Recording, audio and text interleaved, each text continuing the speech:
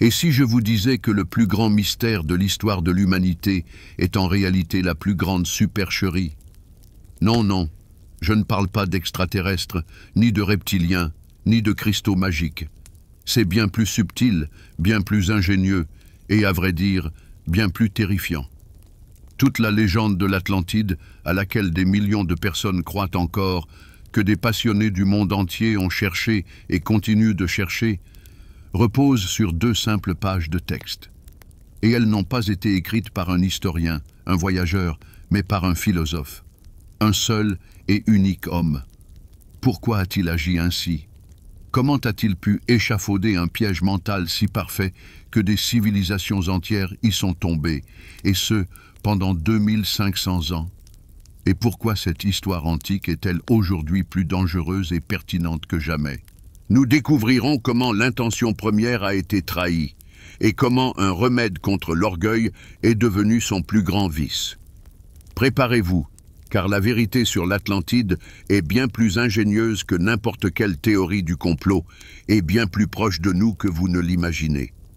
Regardez cette vidéo jusqu'au bout, et votre perception de la légende la plus célèbre du monde sombrera à jamais. La grande majorité des grands mystères de l'histoire, de la tombe d'Alexandre le Grand à la quête du Saint Graal, s'appuient sur une multitude de témoignages éparpillés, des bribes de chroniques, des allusions indirectes et des indices archéologiques. C'est un véritable écheveau de fils que les historiens et les passionnés tentent de démêler depuis des siècles. Mais avec l'Atlantide, tout est radicalement différent, et c'est là que réside son paradoxe principal et fondamental. Toute sa retentissante gloire bimillénaire, toutes les expéditions chiffrées à des millions de dollars, tous les livres et les films reposent sur les fondations de seulement 2 textes. Et ils n'ont pas été écrits par un historien, un géographe, ni un voyageur. Ils ont été l'œuvre d'un philosophe. Réfléchissez-y un instant.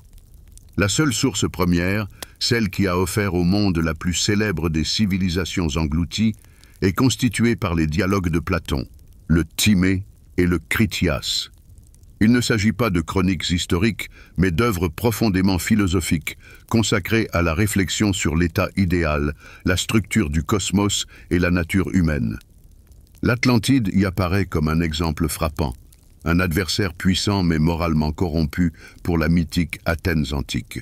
La chercher à partir de ces textes, c'est comme tenter de trouver sur une carte la terre du milieu réel en se basant sur les livres de Tolkien, ou d'équiper une expédition à la recherche de l'île de Lilliput après avoir lu les Voyages de Gulliver.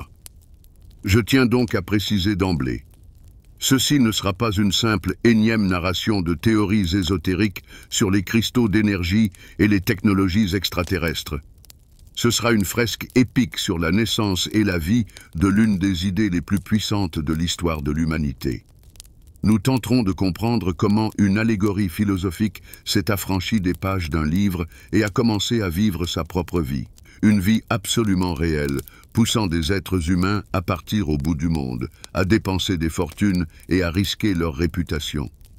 C'est l'histoire d'un mythe devenu plus puissant que n'importe quelle vérité historique.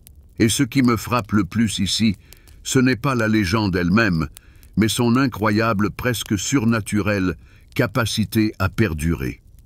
De nombreux mythes et récits de l'Antiquité sont tombés dans l'oubli, demeurant le domaine d'un cercle restreint de spécialistes. Mais l'histoire de l'Atlantide a traversé les siècles, non pas en survivant simplement, mais en acquérant une force incroyable. Elle a survécu à la chute du monde antique, à l'oubli du Moyen-Âge, au scepticisme de l'ère des Lumières et au boom scientifique du XXe siècle. Ce récit possède une sorte de code viral unique qui lui permet, encore et toujours, de captiver l'imagination de générations entières. Pourquoi spécifiquement cette histoire? Qu'y a-t-il de si particulier que Platon y a insufflé, consciemment ou non, pour qu'elle résonne si profondément en nous? Est-ce une mémoire génétique de catastrophes passées, cryptée dans le mythe, ou la mélancolie éternelle de l'humanité pour un âge d'or perdu, pour un monde idéal que nous aurions jadis égaré? Ou peut-être est-ce simplement un miroir parfait, dans lequel chaque nouvelle génération voit le reflet de ses propres peurs et espérances. La crainte d'un hiver nucléaire, d'une catastrophe écologique, ou l'espoir d'acquérir une connaissance supérieure. Je vous invite à devenir non pas de simples spectateurs, mais des participants actifs à cette enquête intellectuelle, de véritables détectives sur les traces de cette idée grandiose. Ensemble, nous la décortiquerons, nous analyserons son ADN, nous suivrons la manière dont elle a muté et s'est adaptée à diverses époques. Notre objectif n'est pas tant de déterminer où l'Atlantide aurait pu se situer, que de comprendre pourquoi, depuis 2500 ans, elle refuse de sombrer dans l'océan du temps et continue de vivre dans notre conscience collective. Pour comprendre l'origine de l'Atlantide, nous devons l'oublier un instant et nous transporter à Athènes, au IVe siècle avant notre ère. Tentons de nous imprégner de ce monde. L'air n'y était pas d'une pureté cristalline. C'était un mélange dense et vibrant d'effluves, la brise marine salée venant du port du Pirée, mêlée à la poussière des rues athéniennes foulées. À cela s'ajoutaient les arômes d'huile d'olive, de vin aigre des amphores, la fumée des milliers de foyers domestiques et des hôtels de l'Acropole, ainsi que l'odeur âpre mais familière du poisson des étals de l'Agora et celle des systèmes d'assainissement urbain imparfaits. C'était un monde de sons. Le brouhaha incessant de la foule, le claquement des sandales sur les dalles de pierre, le grincement des charrettes, les cris des marchands et surtout le bourdonnement des voix qui s'affrontaient, car chaque citoyen athénien se faisait un devoir de débattre de tout, du prix de l'orge à la nature de l'être. C'est précisément dans cette ruche bourdonnante d'idées que l'Atlantide a vu le jour. Pour la comprendre, il faut connaître les codes essentiels ancrés dans la conscience de tout grec cultivé de l'époque. Le premier et le plus fondamental des concepts est le logos. Pour nous, c'est simplement la logique ou le mot, mais pour un grec, c'était bien plus vaste. C'était la foi en une puissance quasi divine de la parole raisonnée et ordonnée. Les Grecs étaient convaincus qu'au moyen d'un argumentaire bien construit, on pouvait non seulement persuader un adversaire, mais aussi toucher à la véritable structure de l'univers. Une bonne rhétorique, un dialogue harmonieux, étaient pour eux une œuvre d'art, non moins précieuse qu'une statue de marbre. C'était une époque enivrée par la puissance de la raison humaine. Le deuxième code est le cosmos. Là encore, pour nous, ce ne sont que des étoiles lointaines. Pour un grec, le cosmos représente l'ordre, l'harmonie, l'antithèse du chaos. L'univers n'était pas un empilement fortuit de choses. Il était un système magnifique, mathématiquement précis et intelligible, où chaque élément avait sa place et sa finalité. Les planètes dans le ciel, les citoyens dans la cité, les vertus dans l'âme humaine. L'objectif de la vie d'un philosophe, et même d'un simple homme de bien, était de saisir cet ordre universel et de conformer sa propre existence à celui-ci. Toute rupture de cet ordre, qu'il s'agisse d'une tyrannie dans l'État ou d'un chaos dans les pensées, était perçue comme une maladie, comme une déviation de la norme. C'est là que surgit le conflit central de cette ère, la confrontation du nouveau logos avec l'ancien mythe. Le mythe, c'est le récit traditionnel, l'histoire des dieux et des héros, transmise de bouche à oreille. Le logos, lui, est l'explication rationnelle, la tentative de démontrer plutôt que de simplement narrer. La génération de Platon vivait sur cette faille tectonique de deux visions du monde. Et le génie de Platon résida en ce qu'il ne rejeta pas le mythe aux oubliettes de l'histoire. Il prit cette forme ancienne et familière à tous, le récit mythique, et l'imprégna d'un contenu entièrement nouveau, philosophique, axé sur le logos. Il utilisa le mythe comme un instrument pour promouvoir le logos. C'est pourquoi, voici mon analogie, celle qui, à mon sens, frappe en plein dans le mille. L'histoire de l'Atlantide n'est pas une chronique antique. C'est le tout premier crash test philosophique, le premier simulateur intellectuel de l'histoire de l'humanité. Imaginez un ingénieur qui souhaite prouver la solidité d'une nouvelle structure. Il ne rédige pas un long rapport à ce sujet. Il crée un modèle informatique où il bâtit son objet idéal, puis il déchaîne sur lui un ouragan virtuel de force maximale afin de voir s'il résistera. Platon fit de même. Son objet idéal, ce furent les mythiques Athènes antiques, l'incarnation de toutes les vertus civiques. Quant à l'ouragan, ce fut l'Atlantide. Platon plaça ces Athéniens idéaux dans des conditions de stress extrême, les confrontant à un ennemi absolu, un empire incroyablement riche, technologiquement avancé et puissant, qui avait décidé de conquérir le monde entier. Le récit de l'Atlantide n'était pas une tentative de fixer le passé, mais une expérience de pensée brillamment conçue, visant à démontrer une idée simple mais fondamentale.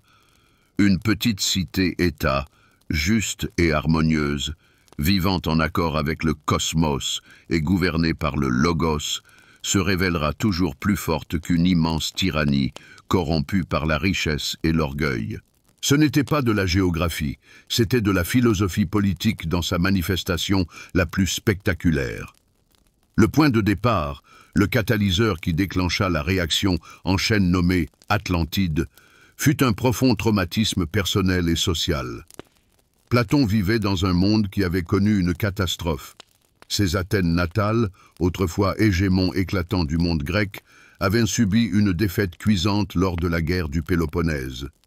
La démocratie, dont les Athéniens étaient si fiers, avait dégénéré en ochlocratie, le pouvoir de la foule, laquelle, dans un accès d'hystérie, avait condamné à mort son maître, Socrate, le plus sage des Hellènes. Pour Platon, ce n'était pas qu'une simple crise politique. C'était l'effondrement de tout un système de valeurs. Il se trouvait face à une tâche d'une ampleur titanesque. Comment bâtir l'État idéal? Un État qui serait à l'abri de la corruption, de la tyrannie et de la dictature d'une majorité ignorante. Toute sa vie, il consacra ses efforts à répondre à cette question, produisant de grandioses ouvrages philosophiques, La République et les lois.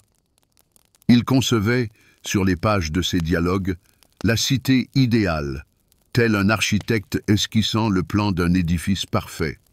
Mais les traités philosophiques arides, remplis de raisonnements abstraits, atteignent difficilement les esprits et les cœurs. Il lui fallait un instrument plus puissant. Il lui fallait un exemple frappant, dévastateur. Et c'est alors qu'il crée le moteur de l'histoire, l'idée même de l'Atlantide. Ce fut un geste absolument révolutionnaire et incroyablement audacieux pour son temps. Avant Platon, les mythes étaient des héritages, des récits anciens et immuables. Platon, lui, agit en réalisateur de génie. Il prit la forme familière à tous, le récit épique d'une guerre entre civilisations antiques, et y insuffla un contenu philosophique entièrement nouveau.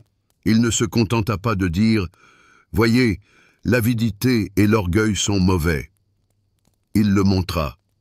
Il créa une superpuissance fictive, l'Atlantide, et la dota de tous les attributs imaginables de la puissance, richesses inouïes, technologies avancées, une armée invincible. Puis, il démontra comment cette puissance, non tempérée par la sagesse et la justice, se transforme en un poison qui finit par corrompre et détruire une civilisation. Platon aborda la création de son empire imaginaire avec la minutie d'un ingénieur. Il ne se contenta pas de quelques esquisses. Il lui attribua une géographie précise, au-delà des colonnes d'Hercule. Il lui donna une géologie, une île plus grande que la Libye et l'Asie réunies. Il conçut son urbanisme dans les moindres détails, des anneaux concentriques de terre et d'eau, des canaux permettant aux navires d'entrer directement au cœur de la cité, un temple de Poséidon couvert de métaux précieux. Il lui attribua même un régime politique, une alliance de 10 rois. Cette incroyable richesse de détails n'était pas fortuite. Elle visait à créer un effet de présence absolue, à forcer l'auditeur ou le lecteur à croire qu'il était question d'un événement historique réel. Et quelle fut la réaction de ses contemporains? Il ne s'agissait pas d'un « effet wow » généralisée avec l'organisation immédiate d'expéditions de recherche. La réaction fut bien plus complexe et intéressante. Elle produisit l'effet d'une bombe intellectuelle qui explosa dans les cercles académiques. L'histoire de l'Atlantide devint immédiatement l'objet de vifs débats. Certains, fascinés par la beauté et la force du récit, étaient prêts à la prendre pour argent comptant, y voyant un chapitre perdu de l'histoire de l'humanité. D'autres, en revanche, y reconnurent d'emblée une parabole philosophique. Le sceptique le plus célèbre ne fut autre que le meilleur élève de Platon, le grand philosophe Aristote. Doté d'un esprit analytique aussi acéré qu'un scalpel, il aurait, selon les témoignages des auteurs anciens, accueilli le récit de son maître avec une ironie non dissimulée. On lui attribue la phrase qui résume parfaitement cette position. « Celui qui l'a inventée, celui-là même l'a détruite. » Pour Aristote, le père de la logique formelle, il était évident que l'Atlantide était une fiction artistique, un décor génial pour un drame philosophique, mais rien de plus. Il n'y voyait pas un fait historique, mais un outil créé dans un but précis. Ainsi, la naissance de l'idée de l'Atlantide n'est pas une légende floue qui se perd dans la nuit des temps. C'est un acte de création intellectuelle qui possède un auteur, un lieu et une date précis. Elle n'est pas née dans les tavernes portuaires, ni dans les volutes de fumée des sanctuaires oraculaires.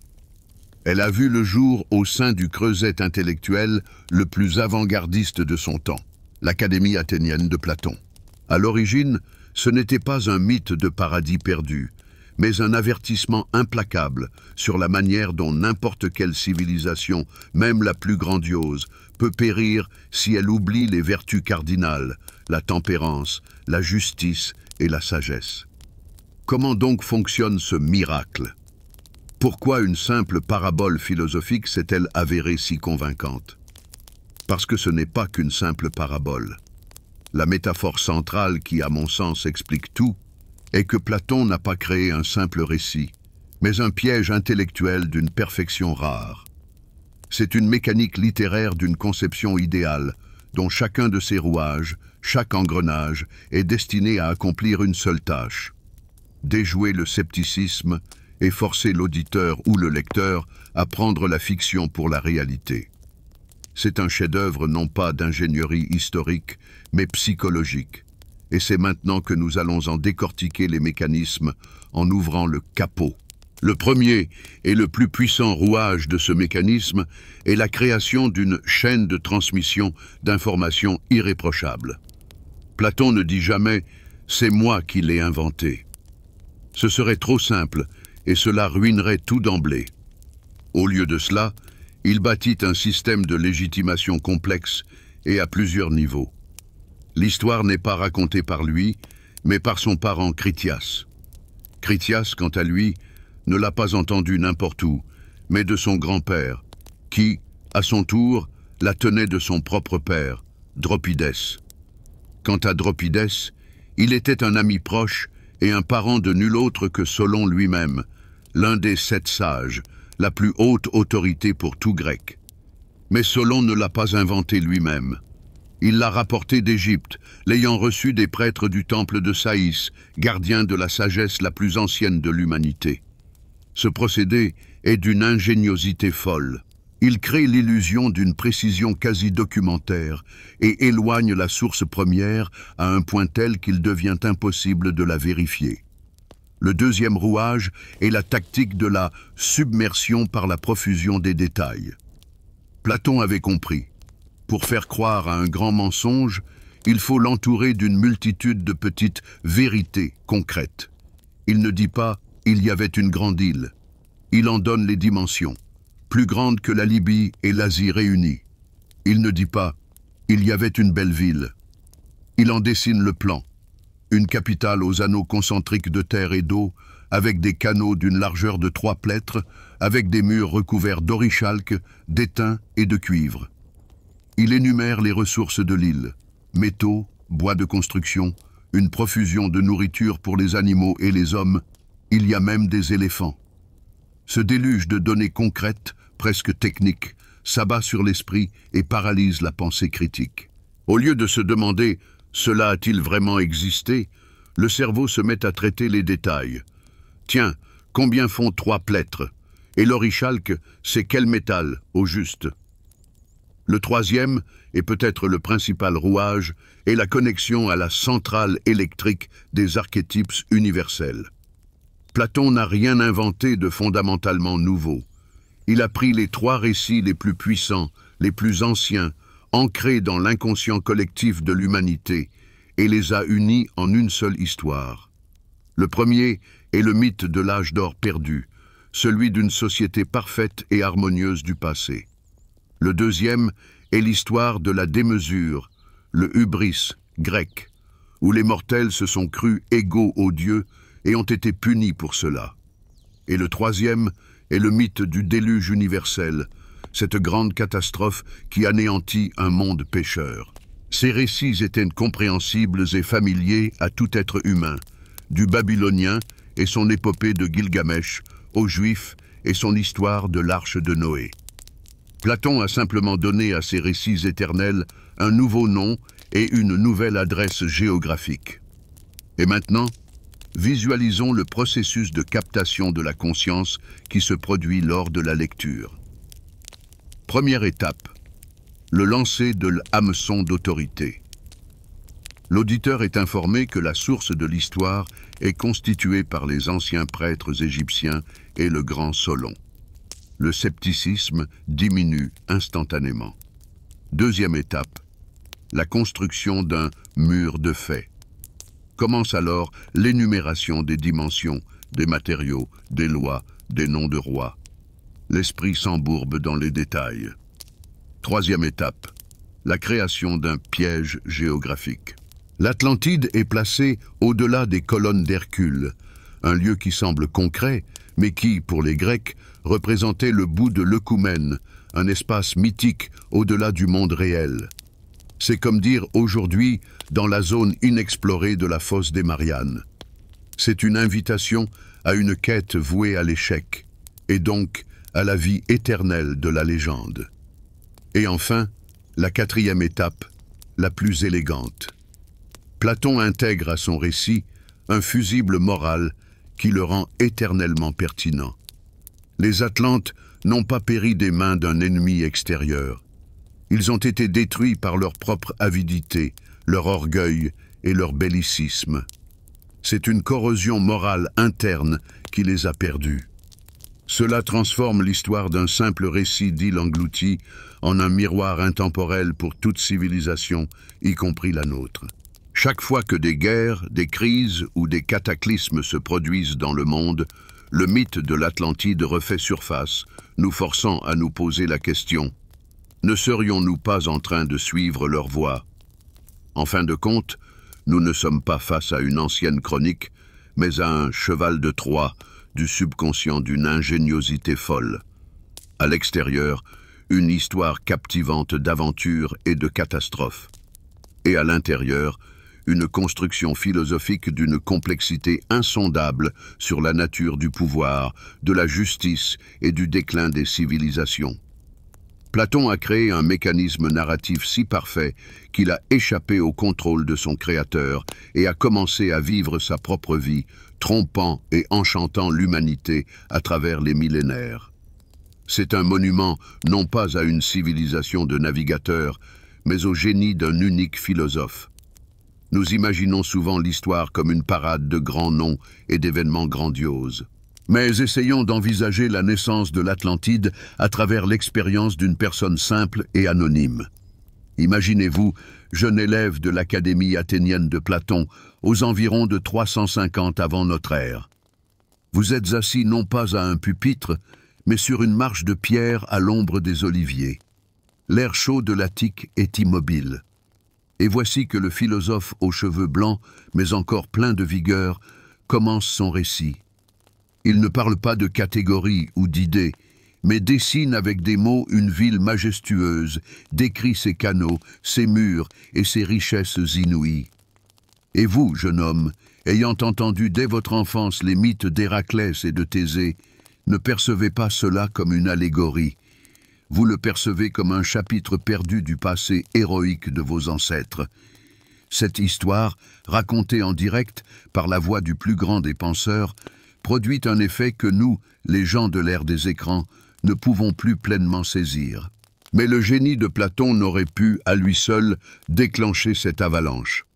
Le mythe de l'Atlantide eut son héros de l'ombre, son premier, et peut-être le plus crucial, producteur. Son nom était Crantor de Solès. C'était un philosophe qui vécut une génération après Platon, et c'est précisément lui qui se donna la peine d'écrire la première interprétation détaillée dans l'histoire du dialogue Timée. Et Crantor réalisa l'impensable. Il traita le récit de l'Atlantide non pas comme une parabole, mais comme un fait historique. Bien plus encore, comme nous le rapporte le philosophe Proclus, qui vécut des siècles plus tard, Crantor affirma être allé personnellement en Égypte et y avoir vu les fameuses colonnes dans le temple de la cité de Saïs, sur lesquelles les prêtres lui auraient montré la transcription hiéroglyphique de l'histoire de l'Atlantide.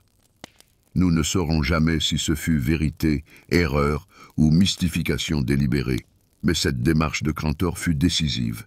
Il opéra, en substance, la première vérification factuelle et délivra au mythe un certificat d'authenticité.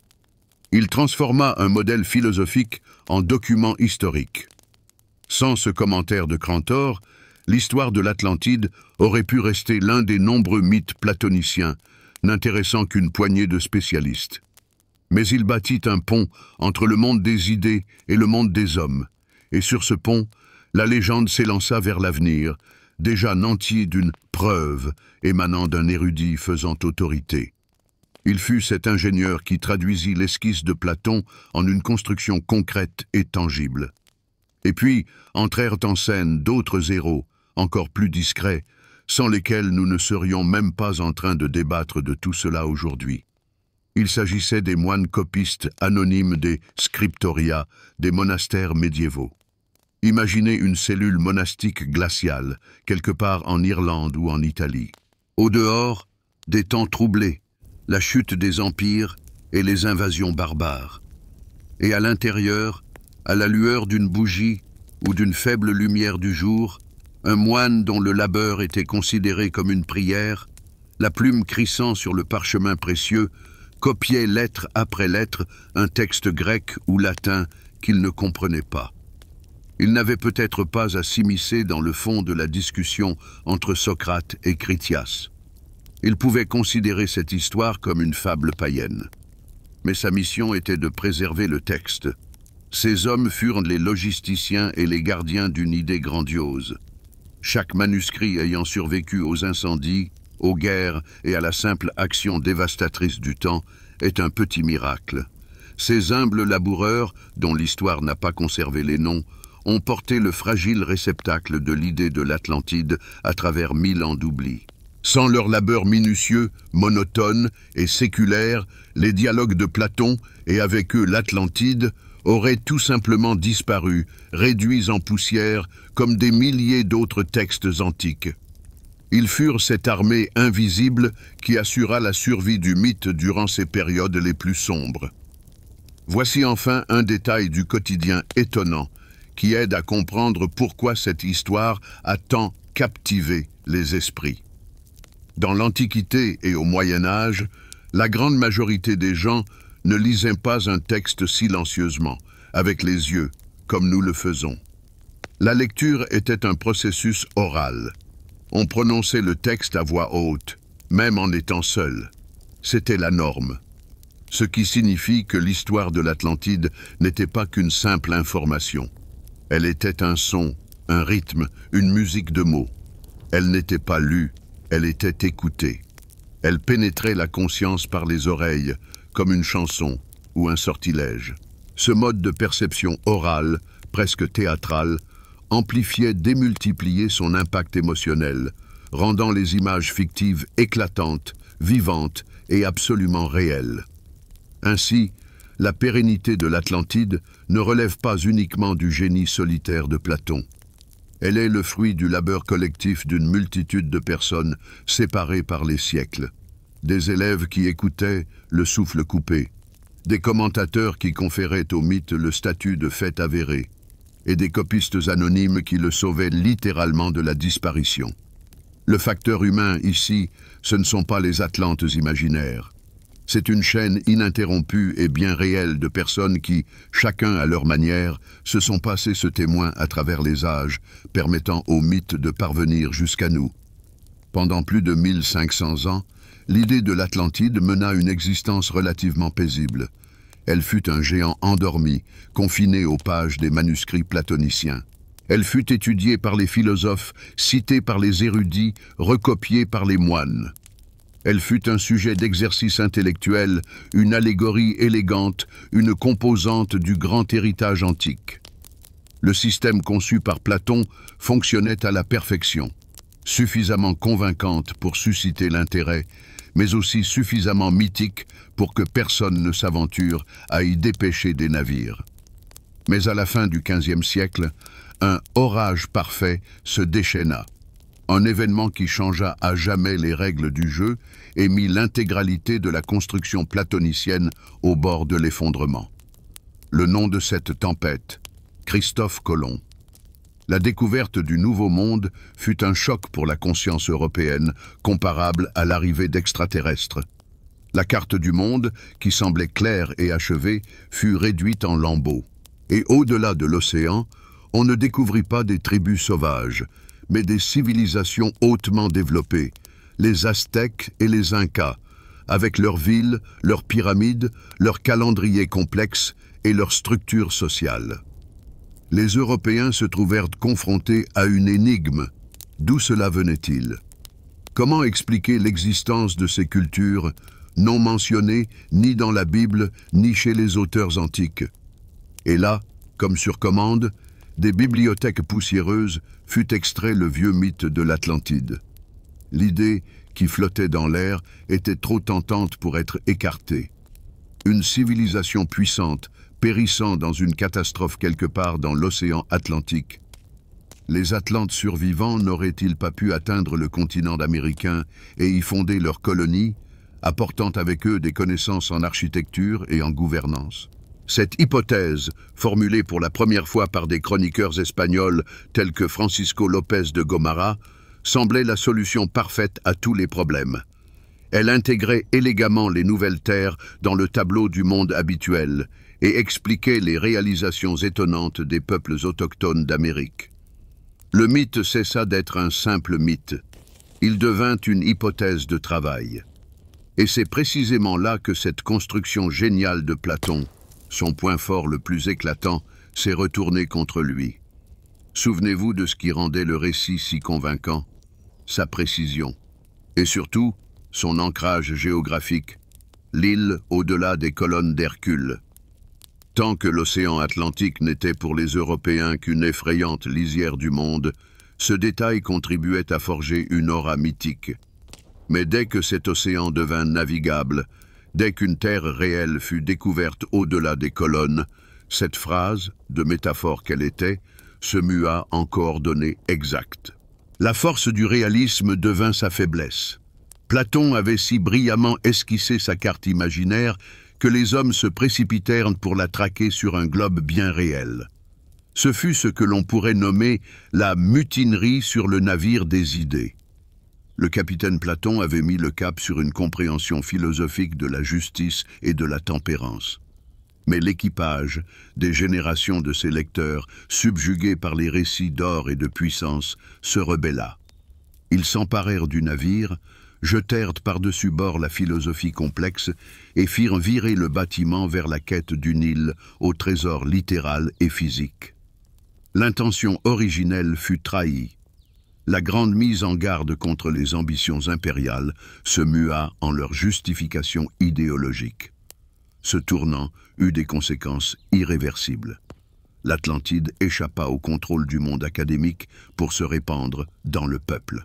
Elle devint l'apanage non pas des philosophes, mais des aventuriers, des mystiques et des écrivains.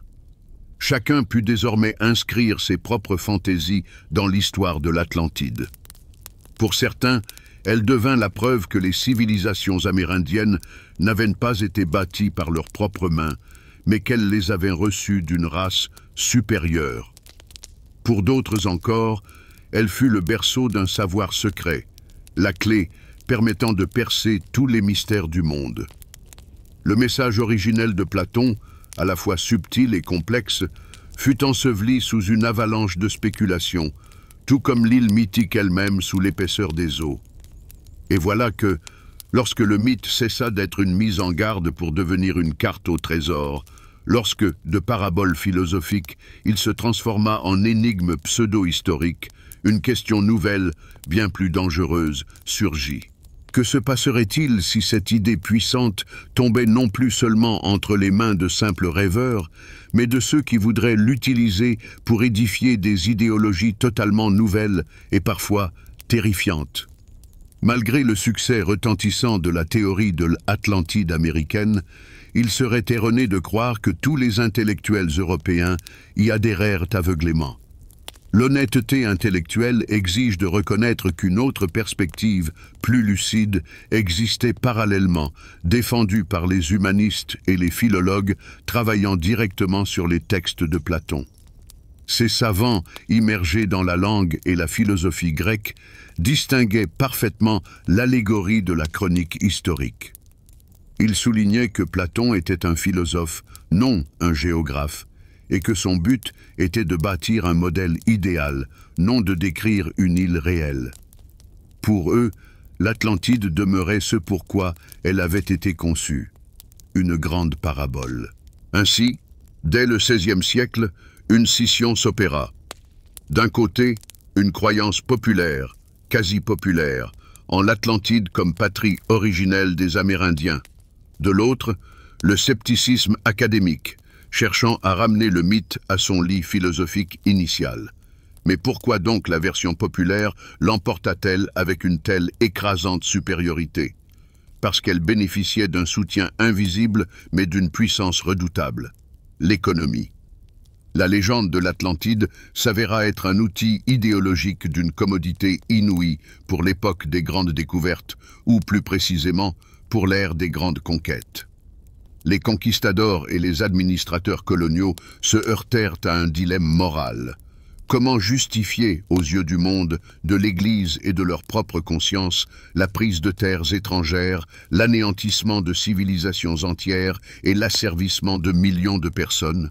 Et c'est ici que le mythe de l'Atlantide agit comme un alibi parfait.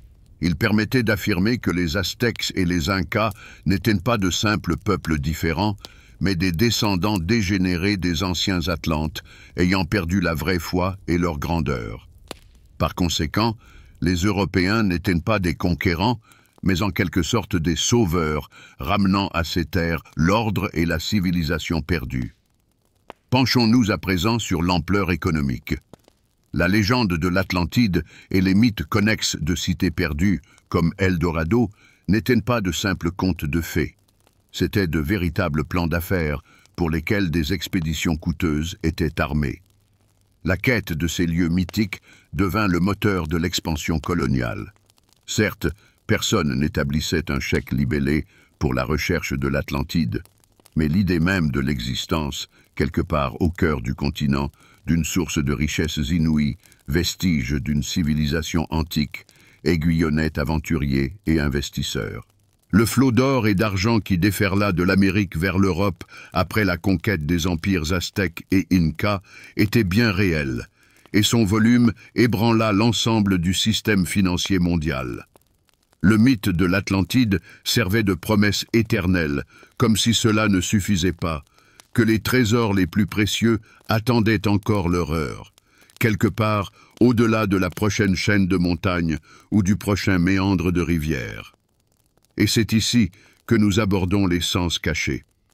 La comparaison des pyramides du Mexique avec celles d'Égypte n'était pas une simple tentative naïve de trouver des similitudes. C'était un acte d'appropriation symbolique. Il portait en lui un puissant message subliminal. Vos plus grandes réalisations ne sont pas les vôtres. Elles ne sont qu'une pâle copie de ce qui fut créé dans l'ancien monde. Vous n'êtes pas des créateurs, Vous n'êtes que des imitateurs. Ainsi, une colonisation non seulement militaire et économique, mais aussi culturelle, s'opérait. Les civilisations uniques et originales du Nouveau Monde, à travers le prisme du mythe de l'Atlantide, se métamorphosaient en une province égarée et de seconde zone de l'ancien monde méditerranéen. Ce même mécanisme se révèle avec une clarté éclatante à travers la légende de Quetzalcoatl. Les chroniqueurs espagnols répandirent activement la version selon laquelle il s'agissait d'un dieu à la peau claire et barbu, venu d'outre-mer et ayant promis son retour. Cette version, qui est pratiquement absente des sources précolombiennes, n'était pas qu'une histoire intéressante. C'était un manifeste politique rédigé a posteriori. Il légitimait l'arrivée des conquistadors. Cortés et ses hommes n'étaient pas des envahisseurs, mais les messagers tant attendus, dont l'arrivée avait été prédite. Ainsi, la conquête se transformait en l'accomplissement d'une prophétie, et la résistance des peuples autochtones en sacrilège et en rébellion contre la volonté de leur propre divinité. Alors, que constatons-nous en définitive? La vie secrète du mythe de l'Atlantide à cette époque était infiniment éloignée des sommets philosophiques de Platon. Tandis que les savants humanistes discutaient des subtilités de la traduction, l'idée elle-même fut embrigadée et devint l'un des instruments les plus efficaces de l'arsenal colonialiste.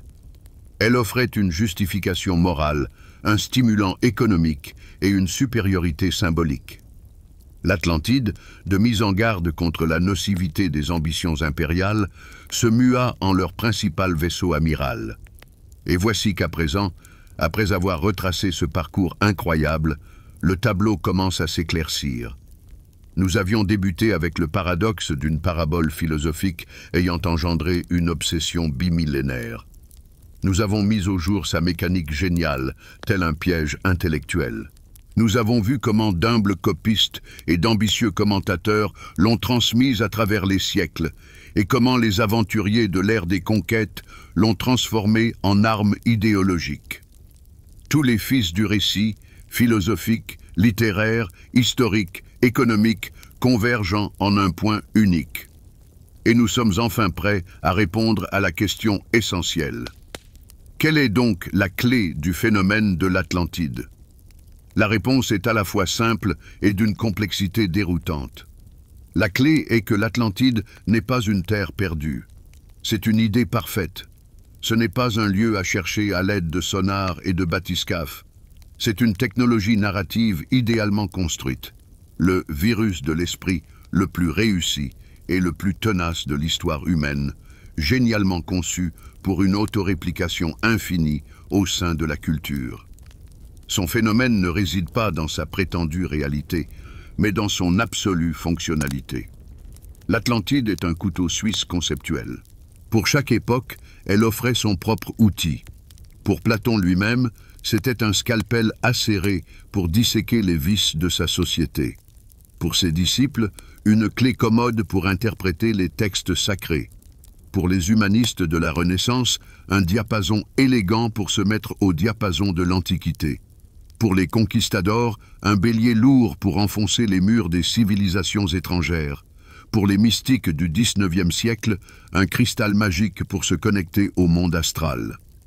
Pour les idéologues du XXe siècle, un puissant résonateur pour amplifier leur théorie raciale. L'Atlantide n'a jamais été une seule chose. Elle a toujours été ce que l'on voulait qu'elle soit. Pourquoi s'est-elle avérée si adaptable?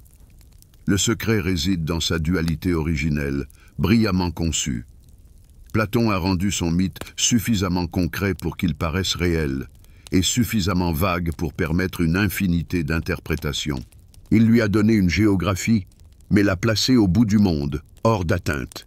Il lui a donné une histoire, mais l'a située 9000 ans dans le passé, dans le domaine d'une antiquité invérifiable. Il l'a doté de technologies incroyables, mais sans en laisser le moindre artefact. Cette combinaison de spécificité et d'indémontrabilité est sa formule géniale. L'Atlantide est une quête éternelle qui ne doit jamais aboutir. car dès qu'elle sera trouvée, elle mourra. Sa force réside dans son absence, et cela nous mène à une strate plus profonde. L'Atlantide est si réussie parce qu'elle ne nous donne pas d'effet. Elle nous donne ce dont nous avons bien plus besoin. Elle nous donne du sens. Elle est devenue la plus grande toile vierge de l'histoire, sur laquelle l'humanité projette depuis 2500 ans ses archétypes les plus fondamentaux. C'est l'éternel désir d'un paradis perdu, d'un âge d'or. C'est la peur profonde de la punition divine et de l'inéluctabilité du destin. C'est l'espoir qu'existe quelque part une connaissance supérieure capable de nous sauver. Et c'est ce désir sombre et séduisant de posséder un pouvoir absolu et des richesses incommensurables. La prise de conscience de cela change tout. Il ne s'agit pas seulement d'une heureuse invention littéraire. Nous parlons d'un organisme d'idées vivant, en constante évolution, qui perdure depuis plus de 80 générations. C'est une structure mentale qui a survécu aux empires, aux religions et aux civilisations. Elle prouve que les constructions les plus solides du monde ne sont pas faites de pierre ou d'acier, mais de mots et de sens. L'idée de l'Atlantide s'est avérée plus durable que les murs réels de Babylone et plus influente que de nombreux empires concrets. Ce n'est plus seulement de l'histoire, de la politique ou de la philosophie. C'est un dessin d'une ampleur titanesque, presque biologique. Platon, peut-être sans en avoir pleinement conscience, n'a pas seulement créé une allégorie, mais un ADN culturel idéal. Il a enclenché un processus qu'il était impossible d'arrêter. Il a jeté une pierre dans l'océan de la conscience humaine, et les ondes qu'elle a provoquées se propagent encore aujourd'hui. Alors, où se cache donc la clé du mystère? L'Atlantide est la preuve suprême que notre monde est façonné non seulement par la réalité objective, mais aussi par la puissance des grandes histoires. Des histoires qui nous expliquent qui nous sommes, d'où nous venons et ce que nous craignons. Et dans ce panthéon de grands récits, celui de Prométhée apportant le feu, celui de la tour de Babel, celui de l'arche de Noé, l'histoire de l'Atlantide est peut-être la plus tragique, la plus instructive et la plus humaine de toutes. Elle nous raconte. L'histoire de l'Atlantide n'est pas qu'une vieille anecdote conservée dans les archives de la mémoire humaine. C'est une réaction en chaîne amorcée il y a 2500 ans, un effet domino qui se poursuit encore aujourd'hui. La première pièce est tombée à l'époque des grandes découvertes, lorsque le mythe s'est transformé en hypothèse de travail et en carburant idéologique pour la colonisation. La seconde s'est effondrée au XIXe siècle, quand Ignatius Donnelly a propulsé l'Atlantide sur la scène de la culture de masse et qu'Helena Blavatsky en a fait la pierre angulaire de sa doctrine théosophique. La troisième pièce est tombée au XXe siècle, lorsque les idéologies les plus sombres de la société nazie à Neunerbe aux racistes contemporains ont tenté de trouver dans les Atlantes leurs ancêtres de pure souche. Et aujourd'hui, nous assistons à la chute de la pièce suivante. L'Atlantide s'est solidement établie dans le monde de la culture populaire, devenant un sujet universel pour les blockbusters, les jeux vidéo et le flux incessant de films pseudo-documentaires sur YouTube. C'est une lignée de transmission ininterrompue, où l'idée, en mutant, se transmet d'époque en époque. Mais l'héritage le plus saisissant de l'Atlantide ne se trouve ni dans les ouvrages ésotériques, ni dans les grimoires conspirationnistes. Il est dissous dans l'air que nous respirons, imprègne les récits que nous dévorons et ceux que nous racontons, bien souvent sans en percevoir la source originelle. L'idée même d'une civilisation hautement développée, mais anéantie, ne laissant derrière elle que des énigmes et de puissants artefacts, est devenue l'une des trames les plus fondamentales de notre culture. Prenez le Wakanda, dans l'univers Marvel. Une société technologiquement avancée, dissimulée au monde, qui doit constamment arbitrer entre l'isolement et l'intervention dans les affaires du monde. Ou encore la race des Forerunners de l'univers vidéoludique Halo, des bâtisseurs ancestraux dont l'ampleur des conceptions et des technologies reste insondable pour leurs descendants. Tous sont les enfants et petits-enfants culturels de l'Atlantide platonicienne. Elle a créé un archétype que Hollywood et l'industrie du jeu vidéo exploitent encore aujourd'hui, ne faisant que changer les noms et les décors. Nous faisons usage de son héritage littéralement chaque jour, sans même y songer. L'océan Atlantique lui-même, vaste et partie intégrante de notre planète, tire son nom du titan Atlas de la mythologie grecque, père des rois qui, selon Platon, aurait régné sur l'île engloutie.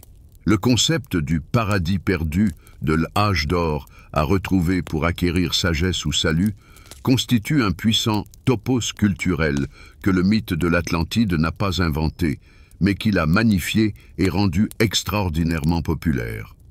Même les théories contemporaines sur les anciens astronautes bâtisseurs de pyramides ne sont, au fond, que la même vieille idée de puissants Atlantes apportant la lumière de la civilisation aux sauvages, simplement revêtus de scaphandres spatiaux. Et c'est ici que nous abordons le paradoxe majeur, presque sinistre, de cet héritage. Revenons un instant aux origines. Qu'était l'Atlantide pour Platon? C'était un avertissement. C'était un récit glaçant sur la manière dont un orgueil démesuré, des ambitions impériales et une soif insatiable de gain mènent inéluctablement une civilisation à la déchéance morale et à la ruine physique. C'était un hymne à la modération, à la justice et à l'état harmonieux, quoique modeste, qu'étaient les mythiques Athènes antiques. L'Atlantide était l'exemple à ne pas suivre, l'anti-héros, le méchant de ce drame philosophique. Et maintenant, voyons ce que cet héritage est devenu au fil du temps. Il est devenu son exact opposé. L'avertissement contre l'impérialisme est devenu sa bannière idéologique à l'époque des conquêtes coloniales. Le récit des vices de l'orgueil racial a servi de fondement à d'orgueilleuses théories racistes qui cherchaient chez les Atlantes leurs ancêtres ariens. La parabole philosophique sur la nature pernicieuse des richesses matérielles s'est métamorphosée en une carte au trésor littéral pour les aventuriers cupides du monde entier. Une monstrueuse supercherie s'est opérée. Cet même empire du mal imaginaire que Platon opposait à ses Athéniens idéaux s'est elle-même transformée dans l'imaginaire collectif en un idéal, en un rêve de toute puissance technologique, de domination mondiale et de richesse inouïe. Le remède prescrit par le philosophe non seulement n'a pas opéré, mais il a muté en un dangereux virus.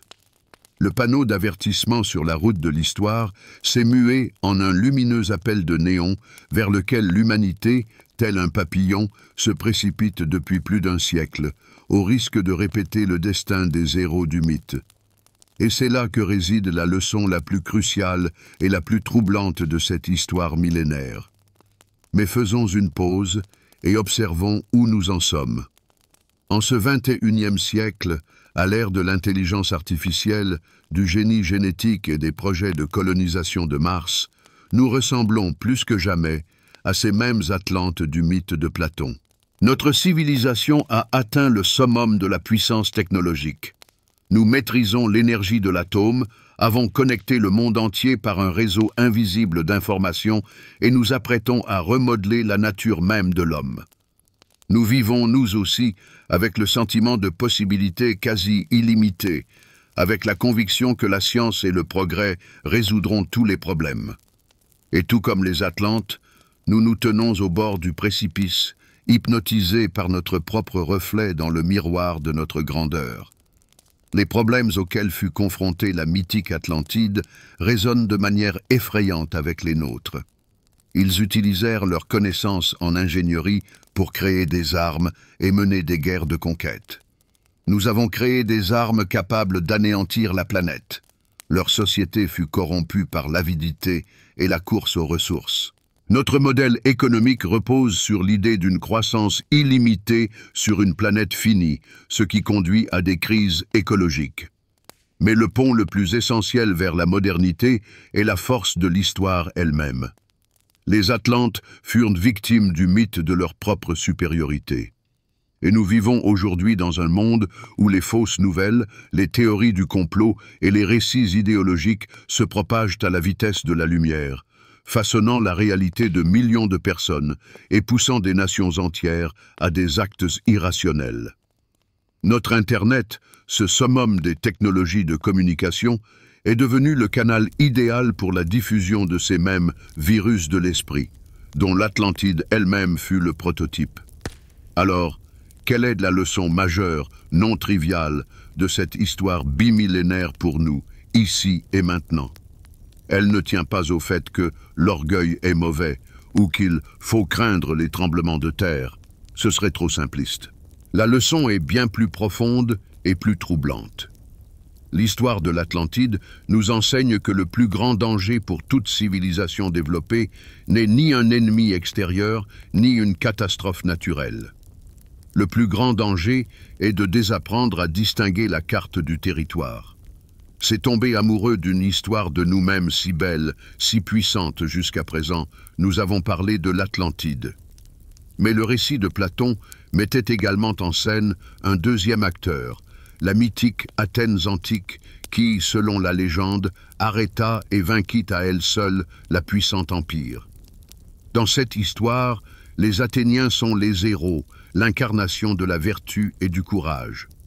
Mais faisons une expérience de pensée presque blasphématoire. Devenons un instant Atlante. Observons ce conflit non pas du point de vue de la victime ou du philosophe, mais du point de vue d'un administrateur impérial, d'un général ou d'un ingénieur de la Grande Atlantide. Et alors, la vision du monde sera complètement chamboulée.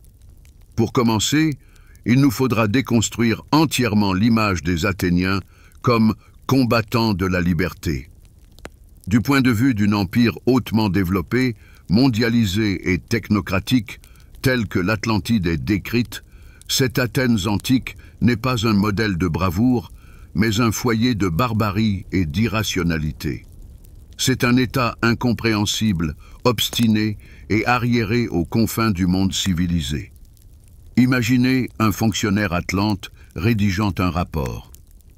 Aux frontières orientales, dans la région de l'Hellade, existe une petite entité économiquement sous-développée.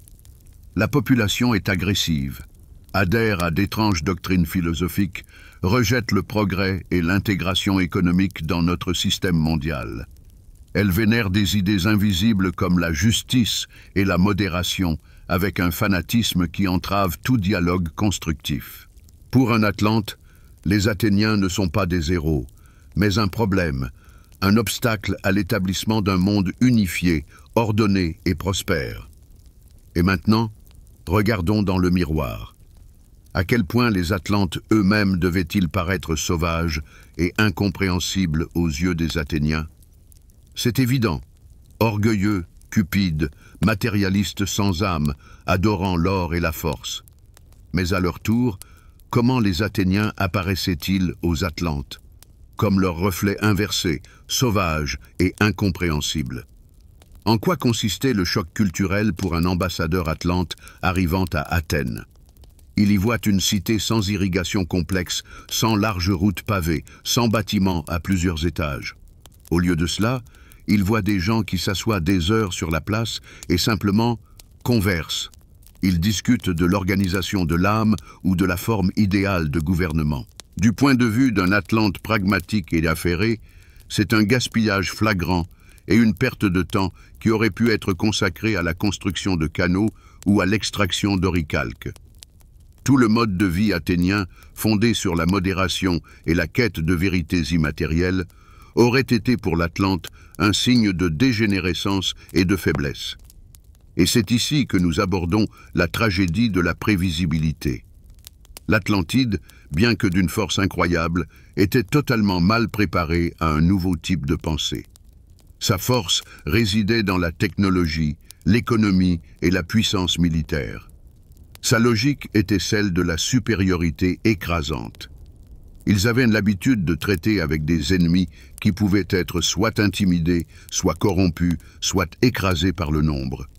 Leur machine politique et militaire était un mécanisme bien rodé, conçu pour des réactions humaines prévisibles, la peur, l'avidité, la soif de pouvoir. Ils savaient comment le monde fonctionnait parce qu'ils en avaient eux-mêmes créé les règles. Mais soudain, ils furent confrontés à un adversaire qui jouait selon des règles radicalement différentes. Les Athéniens, selon le mythe, ne craignaient pas la mort, car ils accordaient plus de valeur à la liberté qu'à la vie. On ne pouvait pas les corrompre, car ils estimaient l'honneur au-dessus des richesses. Leur armée était minuscule comparée aux légions de l'Atlantide, mais elle ne combattait pas pour le butin, mais pour une idée.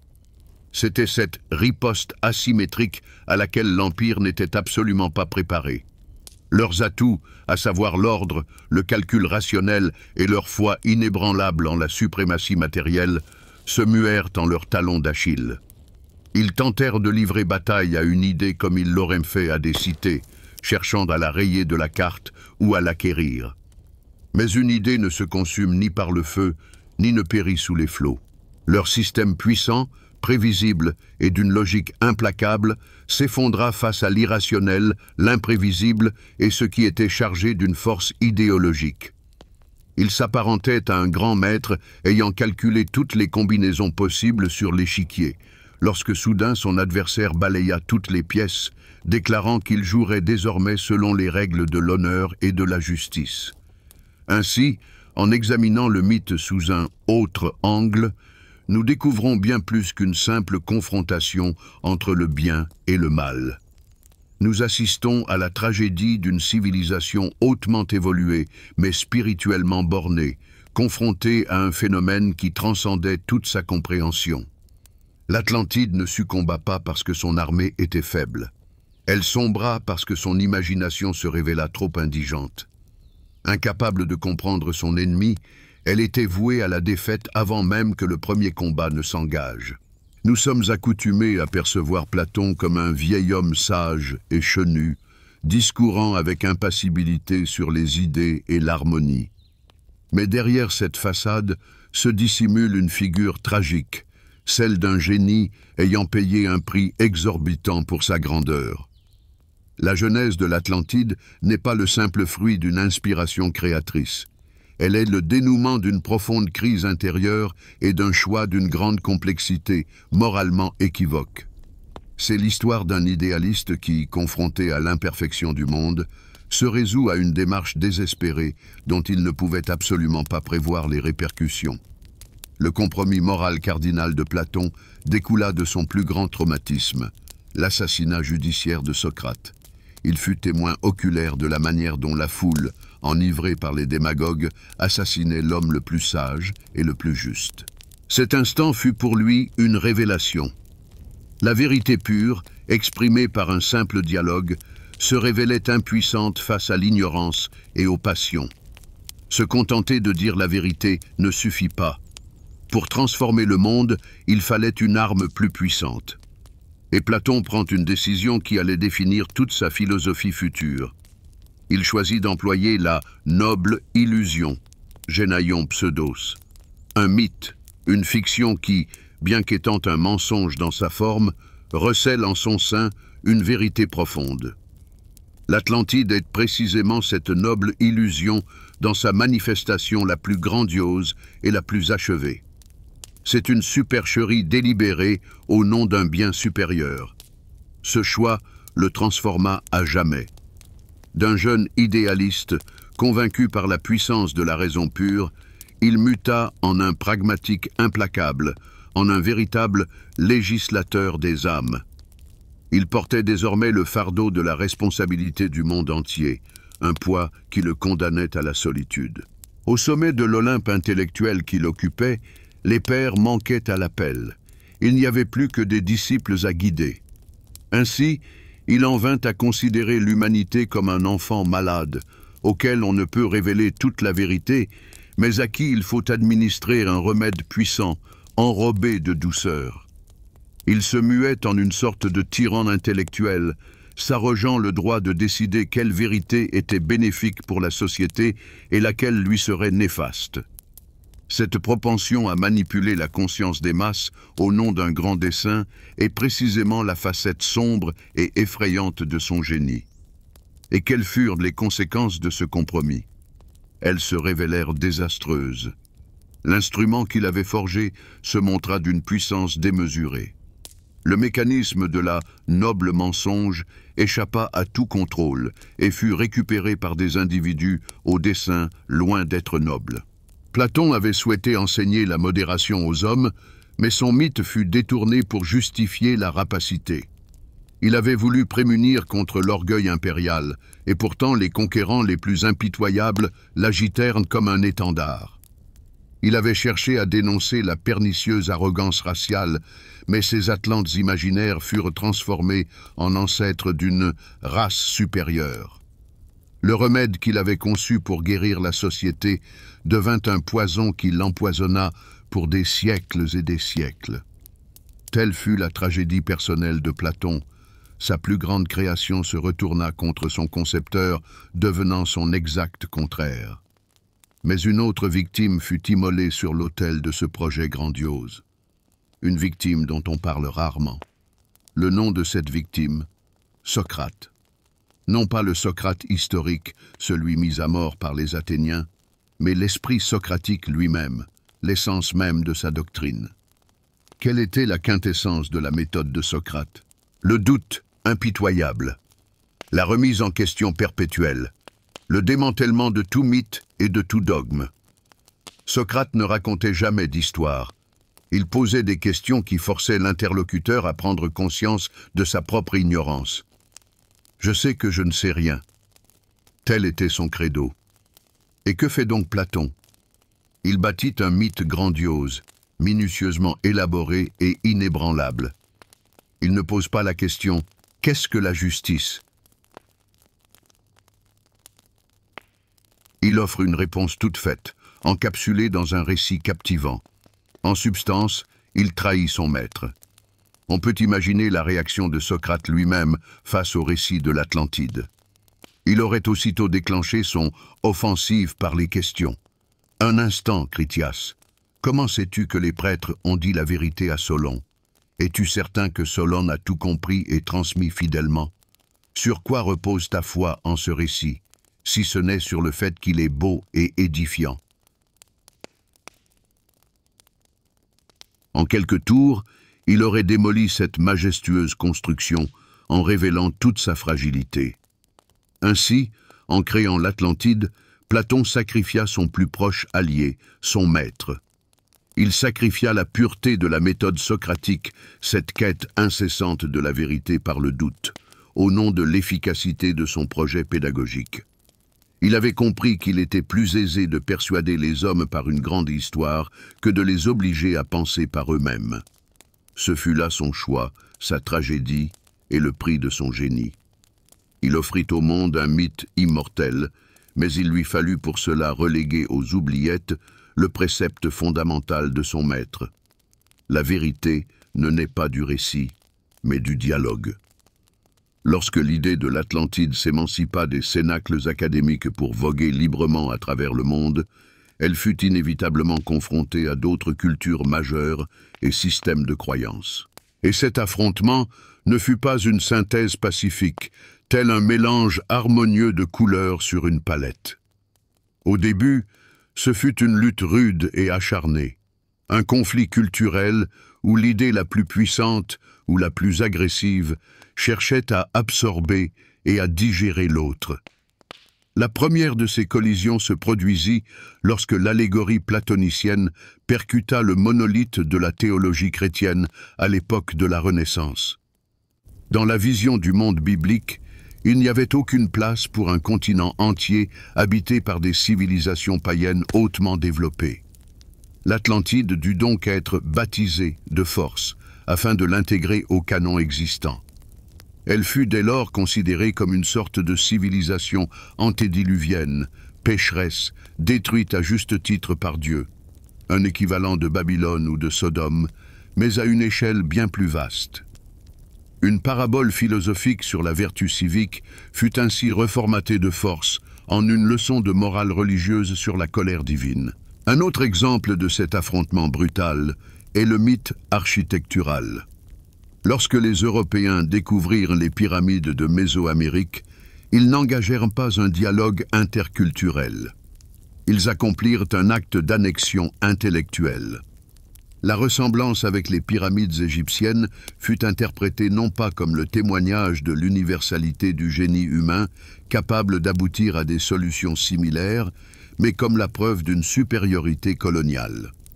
L'idée était simple et brutale. Vous n'auriez pas pu inventer cela par vous-même. C'est nous, ou nos ancêtres atlantes, qui vous l'avons apporté. Ici, il n'y eut aucune fusion. Il y eut une imposition de leur matrice culturelle, une négation de l'originalité et de la grandeur d'une autre civilisation. Pourtant, de cette interaction chaotique et souvent hostile, commencèrent, avec le temps, à naître les hybrides culturels les plus surprenants et les plus singuliers. Le plus frappant d'entre eux est peut-être l'Atlantide théosophique, engendrée à la fin du XIXe siècle par Helena Blavatsky et ses disciples. Ce fut un hybride véritablement curieux, né dans un creuset où furent jetés pêle-mêle le mythe platonicien, des bribes d'enseignements hindouistes et bouddhistes, le spiritisme et la théorie de l'évolution de Darwin, alors naissante. Dans cette nouvelle version, l'Atlantide devint la patrie non seulement d'une civilisation, mais de toute une quatrième race racine de l'humanité, des géants atlantes, dotés de super-pouvoirs psychiques et de technologies basées sur des énergies mystiques. Cette idée était déjà infiniment éloignée de Platon, mais elle se révéla incroyablement tenace. Ce n'était plus un mythe philosophique, mais ésotérique. Un autre étrange hybride est l'Atlantide nazie. Les idéologues du Troisième Reich, tels Alfred Rosenberg et Heinrich Himmler, croisèrent le mythe platonicien avec leur théorie raciale. Dans leur imagination pervertie, l'Atlantide devint la patrie hypothétique de la race aryenne, le pays nordique d'Hyperborée Thulé. Les Atlantes n'étaient plus de simples rois puissants, mais des surhommes de pure race, aux cheveux blonds et aux yeux bleus, dont les descendants, selon eux, fondèrent toutes les grandes civilisations du monde. L'avertissement philosophique sur le danger de l'orgueil muta en son exact contraire, en une monstrueuse justification idéologique de la supériorité raciale et du génocide. Alors, comment tout cela transforma-t-il la vie d'un être ordinaire, soudainement plongé au carrefour de ses idées? Imaginez-vous un Européen ou un Américain de la fin du XIXe siècle. Il dévore le best-seller d'Ignatius Donnelly, L'Atlantide, le monde antédiluvien. Et sa vision du monde est bouleversée de fond en comble. L'histoire cesse d'être une liste ennuyeuse de dates et de guerres tirées d'un manuel. Elle acquiert une profondeur secrète, une seconde dimension. Il s'avère que toutes les cultures de la Terre sont reliées par un fil invisible menant à un unique continent englouti. La vieille habitude de considérer le monde comme un ensemble de civilisations isolées cède la place à une nouvelle, celle de chercher partout des traces, des signes et des preuves d'un passé commun. Une visite au musée se mue en enquête policière. L'on se surprend à comparer les motifs ornementaux sur les céramiques mexicaines et les sarcophages égyptiens, y débusquant la trace atlante. Au XXe siècle, ces mythes hybrides s'ancrèrent dans la culture de masse. Une nouvelle tendance apparut, celle de consommer les savoirs cachés. On pouvait lire un ouvrage sur les races mystiques de Blavatsky, puis regarder un documentaire sur les recherches nazies de l'Atlantide, et enfin s'adonner à un jeu vidéo où il fallait collecter des artefacts atlantes. Le mythe cessa d'être un tout cohérent. Il se transforma en un assemblage d'éléments fascinants que chacun pouvait combiner à sa guise. L'ancienne habitude de faire confiance à la science universitaire fut supplantée par une nouvelle foi, la conviction que la vérité nous est dissimulée et que la connaissance véritable ne se trouve pas dans les universités, mais dans les livres populaires, les cercles ésotériques ou les sites complotistes. Le grand creuset culturel continuait de bouillonner, engendrant toujours plus d'hybrides, nous éloignant inexorablement de la vision originelle de Platon. Platon n'était pas un rêveur naïf. Il fut peut-être le premier stratège de l'information de l'histoire à comprendre ceci. Pour qu'une idée s'empare du monde, elle doit être enveloppée dans un récit irrésistible. Il construisit délibérément et froidement l'image publique de son Atlantide, en utilisant des procédés qui demeurent aujourd'hui au cœur de toute campagne de propagande réussie. Son principal levier, l'établissement d'une autorité incontestable. Il ne parle jamais en son nom propre. Il confie le récit à d'autres, tissant une véritable chaîne de transmission de l'information. Des prêtres égyptiens à Solon, de Solon à ses ancêtres, et seulement ensuite au narrateur Critias.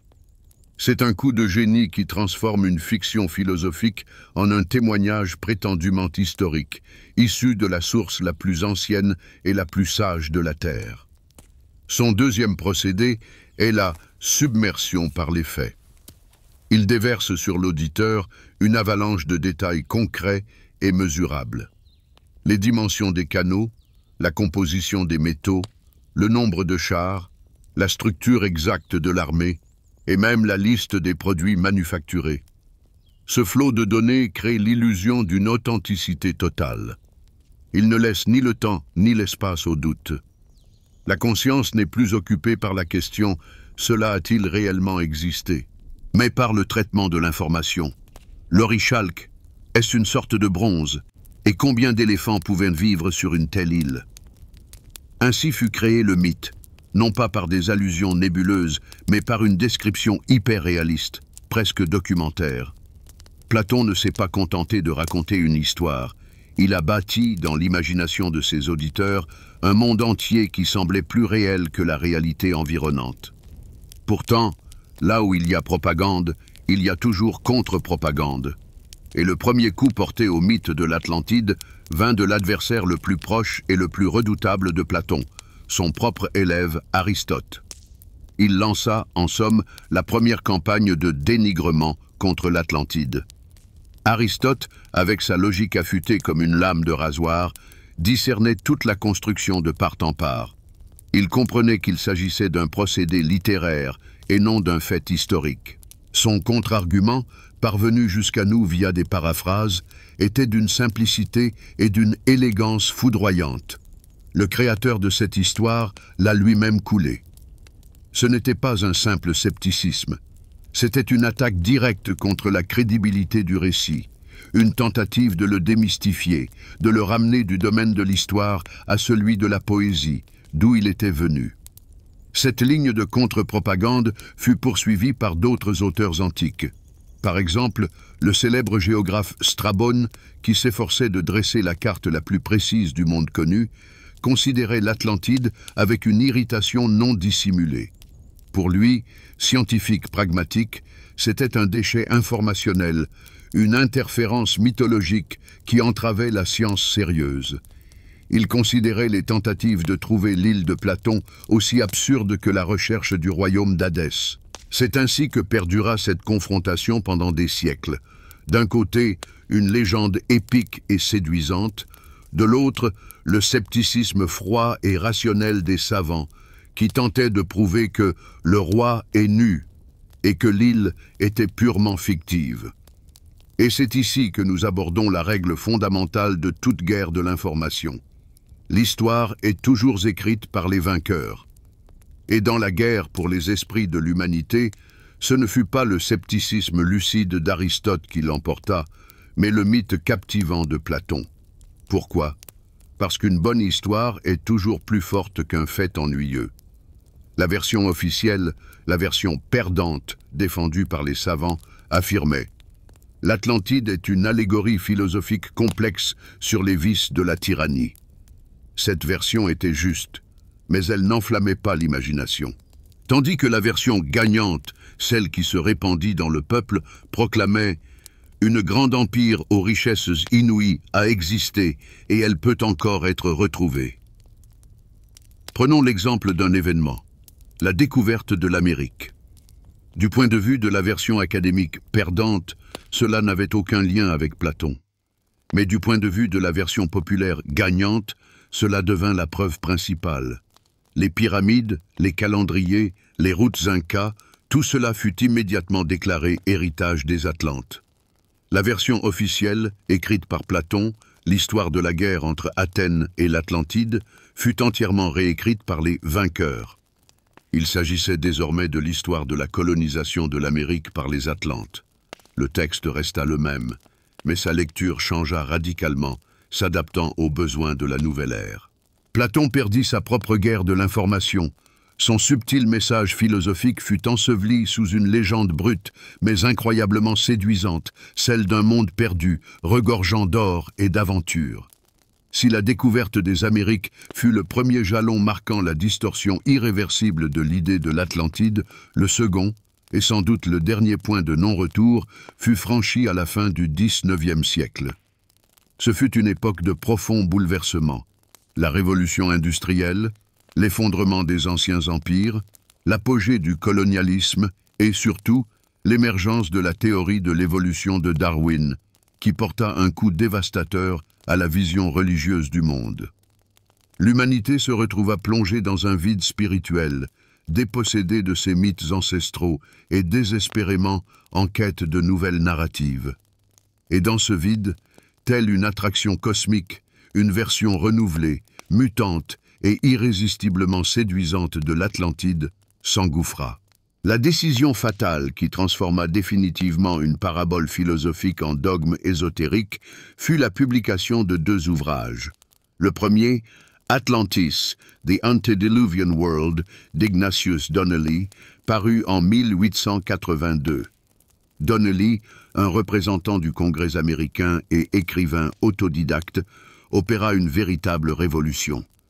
Il rassembla sous une même couverture toutes les similarités alors connues entre les cultures de l'Ancien et du Nouveau Monde, des pyramides au mythe du déluge, et les proclama l'héritage d'une civilisation primordiale commune, l'Atlantide. Son livre devint un best-seller mondial. Il démocratisa le mythe, l'arracha des mains des savants et le livra à la foule.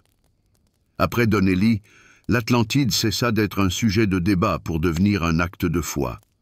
Le but, l'enseignement philosophique, cessa définitivement de justifier les moyens, et les moyens, une histoire captivante, devinrent une fin en soi. Le second ouvrage, paru presque simultanément en 1888, porta un coup encore plus profond. Il s'agissait de La doctrine secrète d'Helena Blavatsky, fondatrice de la Société théosophique. Si Donnelly s'était contenté de historiciser le mythe, Blavatsky, elle, le occultisa. Elle proclama l'Atlantide non seulement berceau d'une civilisation, mais aussi celui d'une race mère de l'humanité, celle des Atlantes, dotée de pouvoirs surnaturels et de connaissances ésotériques transmises par des maîtres encore plus anciens venus de Vénus. L'Atlantide platonicienne était définitivement trahie. D'avertissement, elle se transforma en source de pouvoir occulte, enclave de la domination mondiale pour les initiés, triés sur le volet. Ce n'était plus simplement la quête d'une vérité historique, mais celle d'une puissance surhumaine. Cette scission engendra un conflit entre 2 mondes, 2 approches du savoir qui perdurent encore de nos jours. D'un côté, le monde de la science académique, qui continuait d'affirmer que l'Atlantide n'était qu'une fiction platonicienne. Il était représenté par des archéologues, des historiens, des géologues, armés de logique et d'une méthodologie rigoureuse. De l'autre, le monde nouveau et en pleine effervescence de l'ésotérisme et de l'histoire alternative, qui dénonça la science comme dogmatique et aveugle, se proclamant détenteur de la vraie connaissance, celle qui serait cachée. Ce fut le conflit entre le scientifique sceptique, exigeant des preuves, et le mystique visionnaire, qui en appelait à des révélations spirituelles et des manuscrits anciens que, bien sûr, personne n'avait jamais vus. L'acte symbolique qui marqua ce tournant décisif fut la création même de la Société théosophique. Ce fut la naissance d'une institution entière bâtie sur le mythe.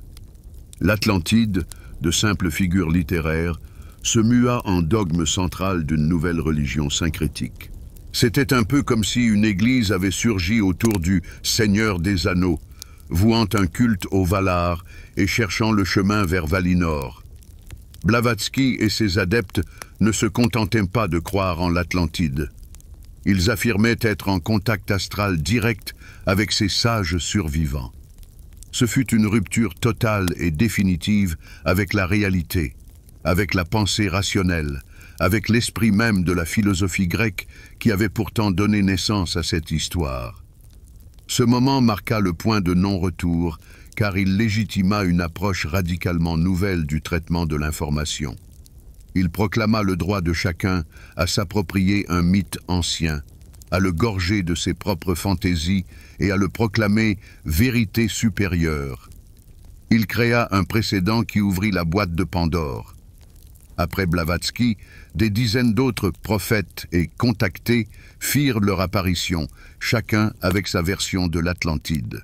Elle devint tour à tour une colonie extraterrestre, une base de reptiliens ou une source d'énergie cristalline.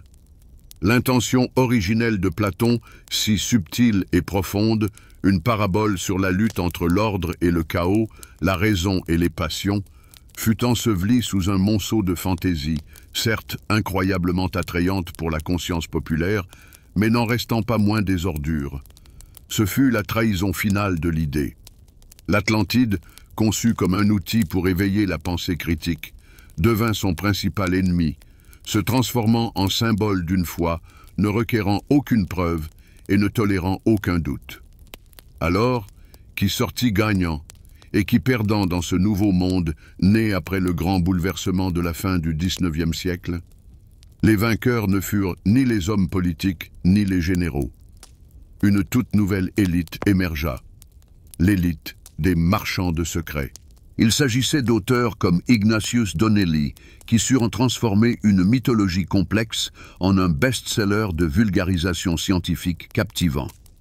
Il s'agissait de prophètes comme Helena Blavatsky, qui créèrent, à partir du mythe, des systèmes religieux entiers, offrant à leurs adeptes un sentiment d'élection. Il s'agissait de conférenciers charismatiques, d'éditeurs de magazines populaires, de fondateurs de sociétés secrètes. Ils acquirent gloire, influence et, ce qui n'est pas négligeable, un succès financier, monétisant le plus grand mystère de l'histoire. Quant à la partie perdante, ce fut l'ancienne élite académique. Les professeurs d'histoire, les archéologues, les philologues, qui pendant des siècles avaient été les gardiens du savoir, perdirent soudainement le monopole de la vérité aux yeux du grand public. Leur jugement prudent, mesuré, fondé sur des faits, ne pouvait tout simplement pas rivaliser avec les théories sensationnelles, fascinantes et exhaustives des nouveaux gourous. Dans cette nouvelle structure sociale, le scientifique, autrefois une autorité, se transforma en un rétrograde ennuyeux, en un dogmatique qui ne comprenait rien, ou pire encore, faisait partie d'une conspiration visant à cacher la vérité au peuple. Une fracture culturelle apparut, qui n'est toujours pas cicatrisée à ce jour, le monde de la science officielle, et, parallèle à lui mais bien plus populaire, le monde de l'histoire alternative. Et sur les ruines de l'idée platonicienne originale, fut bâtie une économie entièrement nouvelle et puissante. Ce fut une chaîne de production et de vente de mythes. D'énormes ressources, capacités d'impression, budget publicitaire, attention publique, furent réorientés de l'éducation traditionnelle vers ce nouveau marché. Au lieu de financer de véritables expéditions archéologiques, les gens portèrent leur argent aux caisses des sociétés ésotériques. Au lieu d'acheter de sérieuses monographies scientifiques, ils s'arrachèrent des rayons de simples éditions sur les secrets des Atlantes. De nouvelles routes commerciales pour les idées émergèrent. Non pas les chaires universitaires, mais les pages des journaux populaires et les scènes des conférences publiques. Les centres de pouvoir ne furent plus les instituts scientifiques, mais les maisons d'édition à Londres et à New York, capables de lancer un nouveau mythe dans la conscience de masse à des millions d'exemplaires. Ce moment marqua le point de non-retour, car il légitima une approche radicalement nouvelle du traitement de l'information. Il proclama le droit de chacun à s'approprier un mythe ancien, à le gorger de ses propres fantaisies et à le proclamer vérité supérieure. Il créa un précédent qui ouvrit la boîte de Pandore. Après Blavatsky, des dizaines d'autres prophètes et contactés firent leur apparition, chacun avec sa version de l'Atlantide. Elle devint tour à tour une colonie extraterrestre, une base de reptiliens ou une source d'énergie cristalline. L'intention originelle de Platon, si subtile et profonde, une parabole sur la lutte entre l'ordre et le chaos, la raison et les passions, fut ensevelie sous un monceau de fantaisie, certes incroyablement attrayante pour la conscience populaire, mais n'en restant pas moins des ordures. Ce fut la trahison finale de l'idée. L'Atlantide, conçue comme un outil pour éveiller la pensée critique, devint son principal ennemi, se transformant en symbole d'une foi ne requérant aucune preuve et ne tolérant aucun doute. Alors, qui sortit gagnant et qui perdant dans ce nouveau monde né après le grand bouleversement de la fin du XIXe siècle? Les vainqueurs ne furent ni les hommes politiques ni les généraux. Une toute nouvelle élite émergea, l'élite des marchands de secrets. Il s'agissait d'auteurs comme Ignatius Donnelly, qui surent transformer une mythologie complexe en un best-seller de vulgarisation scientifique captivant. Il s'agissait de prophètes comme Helena Blavatsky, qui créèrent à partir du mythe des systèmes religieux entiers, offrant à leurs adeptes un sentiment d'élection. Il s'agissait de conférenciers charismatiques, d'éditeurs de magazines populaires, de fondateurs de sociétés secrètes. Ils acquirent gloire, influence et, ce qui n'est pas négligeable, un succès financier, monétisant le plus grand mystère de l'histoire. Quant à la partie perdante, ce fut l'ancienne élite académique. Les professeurs d'histoire, les archéologues, les philologues, qui pendant des siècles avaient été les gardiens du savoir, perdirent soudainement le monopole de la vérité aux yeux du grand public. Leur jugement prudent, mesuré, fondé sur des faits, ne pouvait tout simplement pas rivaliser avec les théories sensationnelles, fascinantes et exhaustives des nouveaux gourous. Dans cette nouvelle structure sociale, le scientifique, autrefois une autorité, se transforma en un rétrograde ennuyeux, en un dogmatique qui ne comprenait rien, ou pire encore, faisait partie d'une conspiration visant à cacher la vérité au peuple. Une fracture culturelle apparut, qui n'est toujours pas cicatrisée à ce jour, le monde de la science officielle et, parallèle à lui mais bien plus populaire, le monde de l'histoire alternative. Et sur les ruines de l'idée platonicienne originale fut bâtie une économie entièrement nouvelle et puissante. Ce fut une chaîne de production et de vente de mythes. D'énormes ressources, capacités d'impression, budget publicitaire, attention publique furent réorientés de l'éducation traditionnelle vers ce nouveau marché. Au lieu de financer de véritables expéditions archéologiques, les gens portèrent leur argent aux caisses des sociétés ésotériques. Au lieu d'acheter de sérieuses monographies scientifiques, ils s'arrachèrent des rayons de simples éditions sur les secrets des Atlantes. De nouvelles routes commerciales pour les idées émergèrent. Non pas les chaires universitaires, mais les pages des journaux populaires et les scènes des conférences publiques. Les centres de pouvoir ne furent plus les instituts scientifiques, mais les maisons d'édition à Londres et à New York, capables de lancer un nouveau mythe dans la conscience de masse à des millions d'exemplaires. Mais quelle émotion collective la société a-t-elle donc traversée après ce bouleversement? Ce fut l'euphorie. À l'ère d'un capitalisme industriel impitoyable, de la lutte darwinienne pour la survie et de l'agonie des anciennes croyances, le mythe de l'Atlantide devint une forme de psychothérapie collective. Il offrait consolation et espoir. Il susurrait à l'oreille de l'être humain, égaré dans le monde gris et sans âme des usines et des bureaux, que l'histoire n'était pas une simple mêlée chaotique, mais un drame grandiose et empli de mystères. Il conférait le sentiment d'appartenir à quelque chose de grandiose.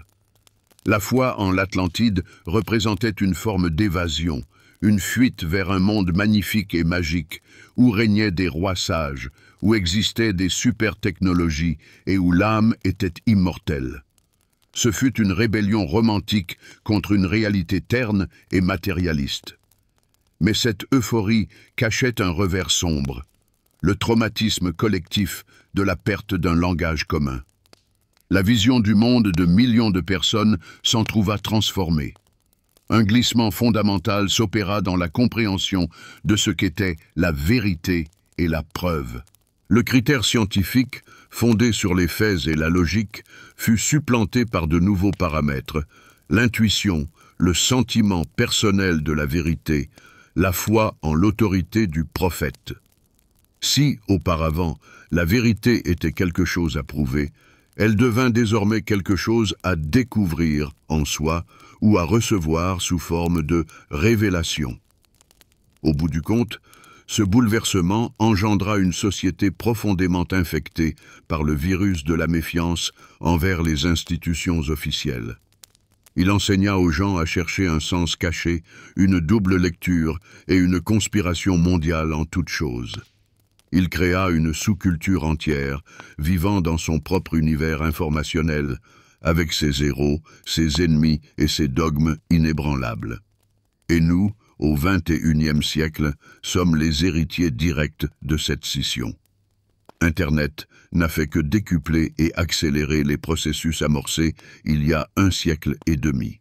Le monde où des millions de personnes croient en la Terre plate ou aux reptiliens est la conséquence directe de ce même bouleversement, lorsque le mythe de l'Atlantide triompha définitivement de la réalité dans la bataille pour l'imagination des masses.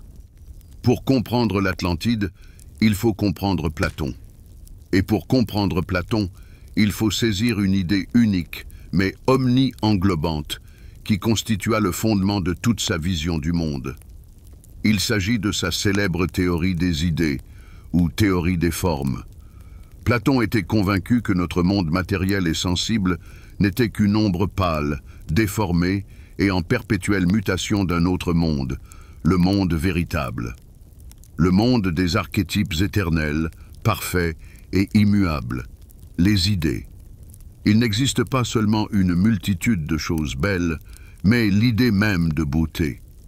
Non pas de simples actions justes, mais l'idée même de justice.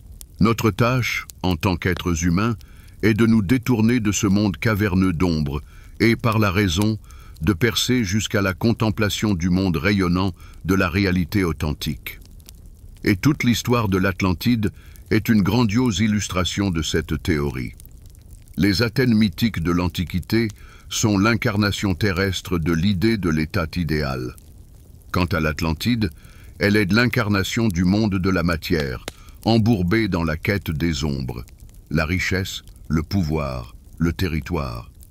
C'est la collision non pas de 2 armées, mais de 2 mondes, le monde des idées et le monde des choses. Mais d'où Platon lui-même tira-t-il cette conception si puissante? Le moteur intellectuel, le véritable cerveau pensant de toute sa philosophie, fut, sans l'ombre d'un doute, son maître, Socrate. Pourtant, Platon ne se contenta pas de répéter son enseignement, il le transforma de fond en comble. Socrate était un maître de la déconstruction.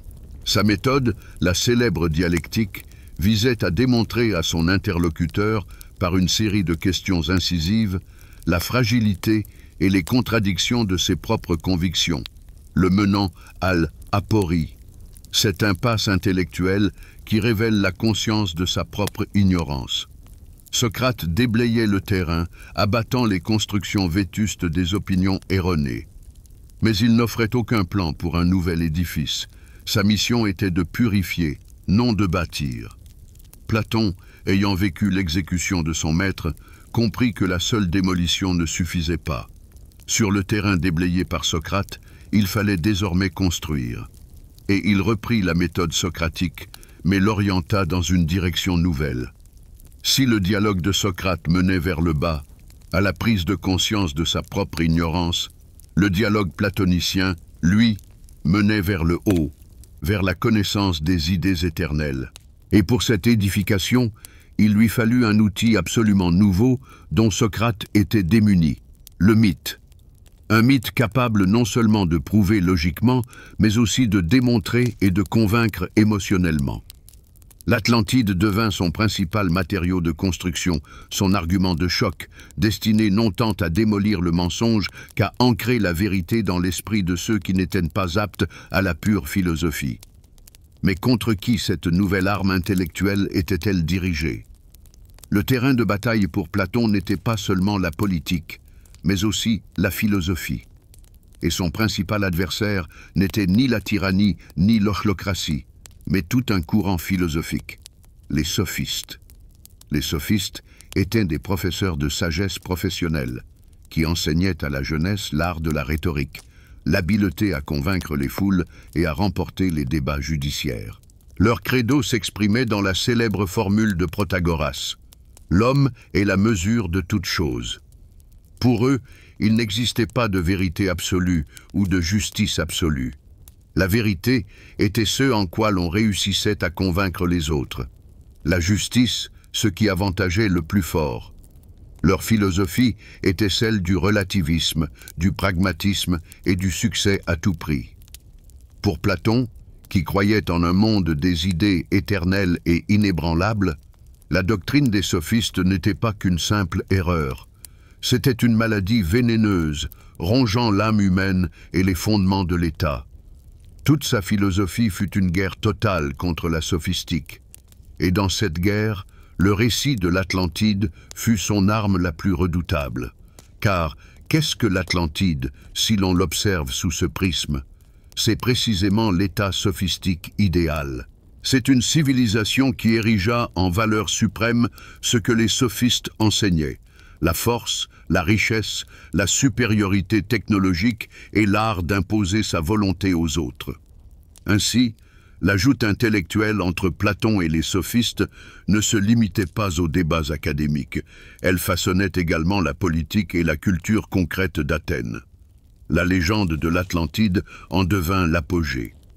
Il ne s'agissait pas d'une simple histoire, mais d'un argument philosophique élaboré, clamant en substance: « Vous, sophistes, affirmez que la justice est l'avantage du plus fort. Fort bien, voici donc la puissance absolue, l'Atlantide. Et voyez à quoi elle a abouti, à la déchéance morale et à sa propre perte. Maintenant, voici un État bâti sur mon idée de la justice, l'Athènes antique. Et bien que faible, il a triomphé, ce qui était à démontrer. » L'Atlantide n'est pas qu'une île imaginaire. C'est une épitaphe gravée sur la tombe de la philosophie sophistique. La mort de Platon, survenue en 347 avant notre ère, fut l'imperceptible impulsion qui déclencha un processus d'entropie au sein de son immense système intellectuel. Tant que le maître fut en vie, son autorité colossale et son génie maintinrent l'équilibre de cette complexe architecture, tel un chef d'orchestre qui assure l'harmonie d'une centaine d'instruments. Il pouvait corriger, orienter, affiner, ramener les disciples égarés à l'intention première. Mais dès que le chef quitta la scène, l'orchestre ne se tut pas. Il continua de jouer, mais chaque musicien tira désormais sa partition de son côté, jouant plus fort, plus simplement et plus faux. La grande symphonie des idées commença à se désagréger en une cacophonie d'opinions. Le système ne fut pas détruit par un ennemi extérieur, une quelconque école philosophique rivale. Il commença à se dévorer de l'intérieur, mourant d'un excès d'interprétation et d'un manque de compréhension. Immédiatement après sa mort, une lutte acharnée, bien que majoritairement souterraine, s'engagea pour sa succession. Et les premiers héritiers à dépecer la grande idée furent ses plus proches disciples. L'Académie fut alors dirigée par le neveu de Platon, Speusippe, qui, penchant vers le mysticisme et la numérologie pythagoricienne, détourna l'enseignement de l'analyse rationnelle au profit de la dogmatique. Quant au plus génial de ses élèves, Aristote, il quitta l'Académie pour fonder sa propre école, le lycée. Il, comme nous le savons, ne voyait initialement dans l'Atlantide qu'une pure fiction. Cette première scission fut fatale. Elle révéla qu'il n'existait plus aucune compréhension unifiée et communément admise de l'héritage platonicien. La privatisation des idées était lancée. Et la suite ne fit qu'amplifier le phénomène. Chaque génération suivante de philosophes et de commentateurs poursuivit ce processus de démembrement. Les néoplatoniciens, vivant déjà à l'époque de l'Empire romain, s'emparèrent de la composante mystique du mythe, transformant l'Atlantide en un symbole de la lutte de l'âme contre le monde matériel. Les premiers apologistes chrétiens s'approprièrent la partie qui évoquait le châtiment divin des péchés, l'intégrant à leur théologie. Quant aux vulgarisateurs et érudits plus modestes, ils rejetèrent toute la philosophie pour ne retenir que la partie la plus fascinante, le récit de richesses inouïes, de technologies avancées et d'une puissance colossale. Le grand édifice, jadis si cohérent, de la pensée platonicienne fut démantelé brique par brique, chacun s'en servant pour bâtir sa petite chapelle confortable, dédiée à ses propres croyances. Imaginez ce processus. Un héritier s'écrie. Le plus important dans l'Atlantide, c'est l'idée de la transmigration des âmes et des races antiques. Une autre rétorque. Non, le principal, c'est la prophétie de la fin du monde engloutie par les eaux. Un troisième, se frottant les mains, chuchote. Vous vous trompez tous les deux. L'essentiel, c'est l'indication de l'endroit où sont cachés les trésors. La parabole, unie, complexe et à plusieurs niveaux, fut déchirée en slogans simplistes. Chacun s'empara du fragment qui lui était le plus intelligible et le plus avantageux. L'outil philosophique subtil se transforma en une grossière massue que chacun agitait à sa guise pour servir ses propres intérêts. Au milieu de ce chaos d'opinion, la voix discrète de ceux qui se souvenaient encore de la véritable intention s'estompa peu à peu. Imaginons le dernier gardien de l'ancienne école platonicienne, quelque part à Alexandrie ou Athènes, au 5e siècle de notre ère.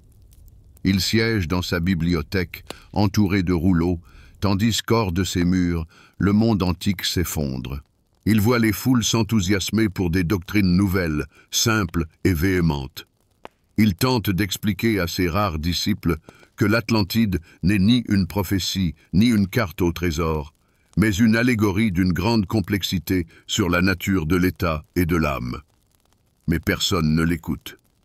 Ces idées complexes, exigeant une profonde réflexion, se noient dans le vacarme des prédicateurs et des mystiques, qui promettent un salut rapide et des réponses simples à toutes les questions. Ses disciples s'éparpillent.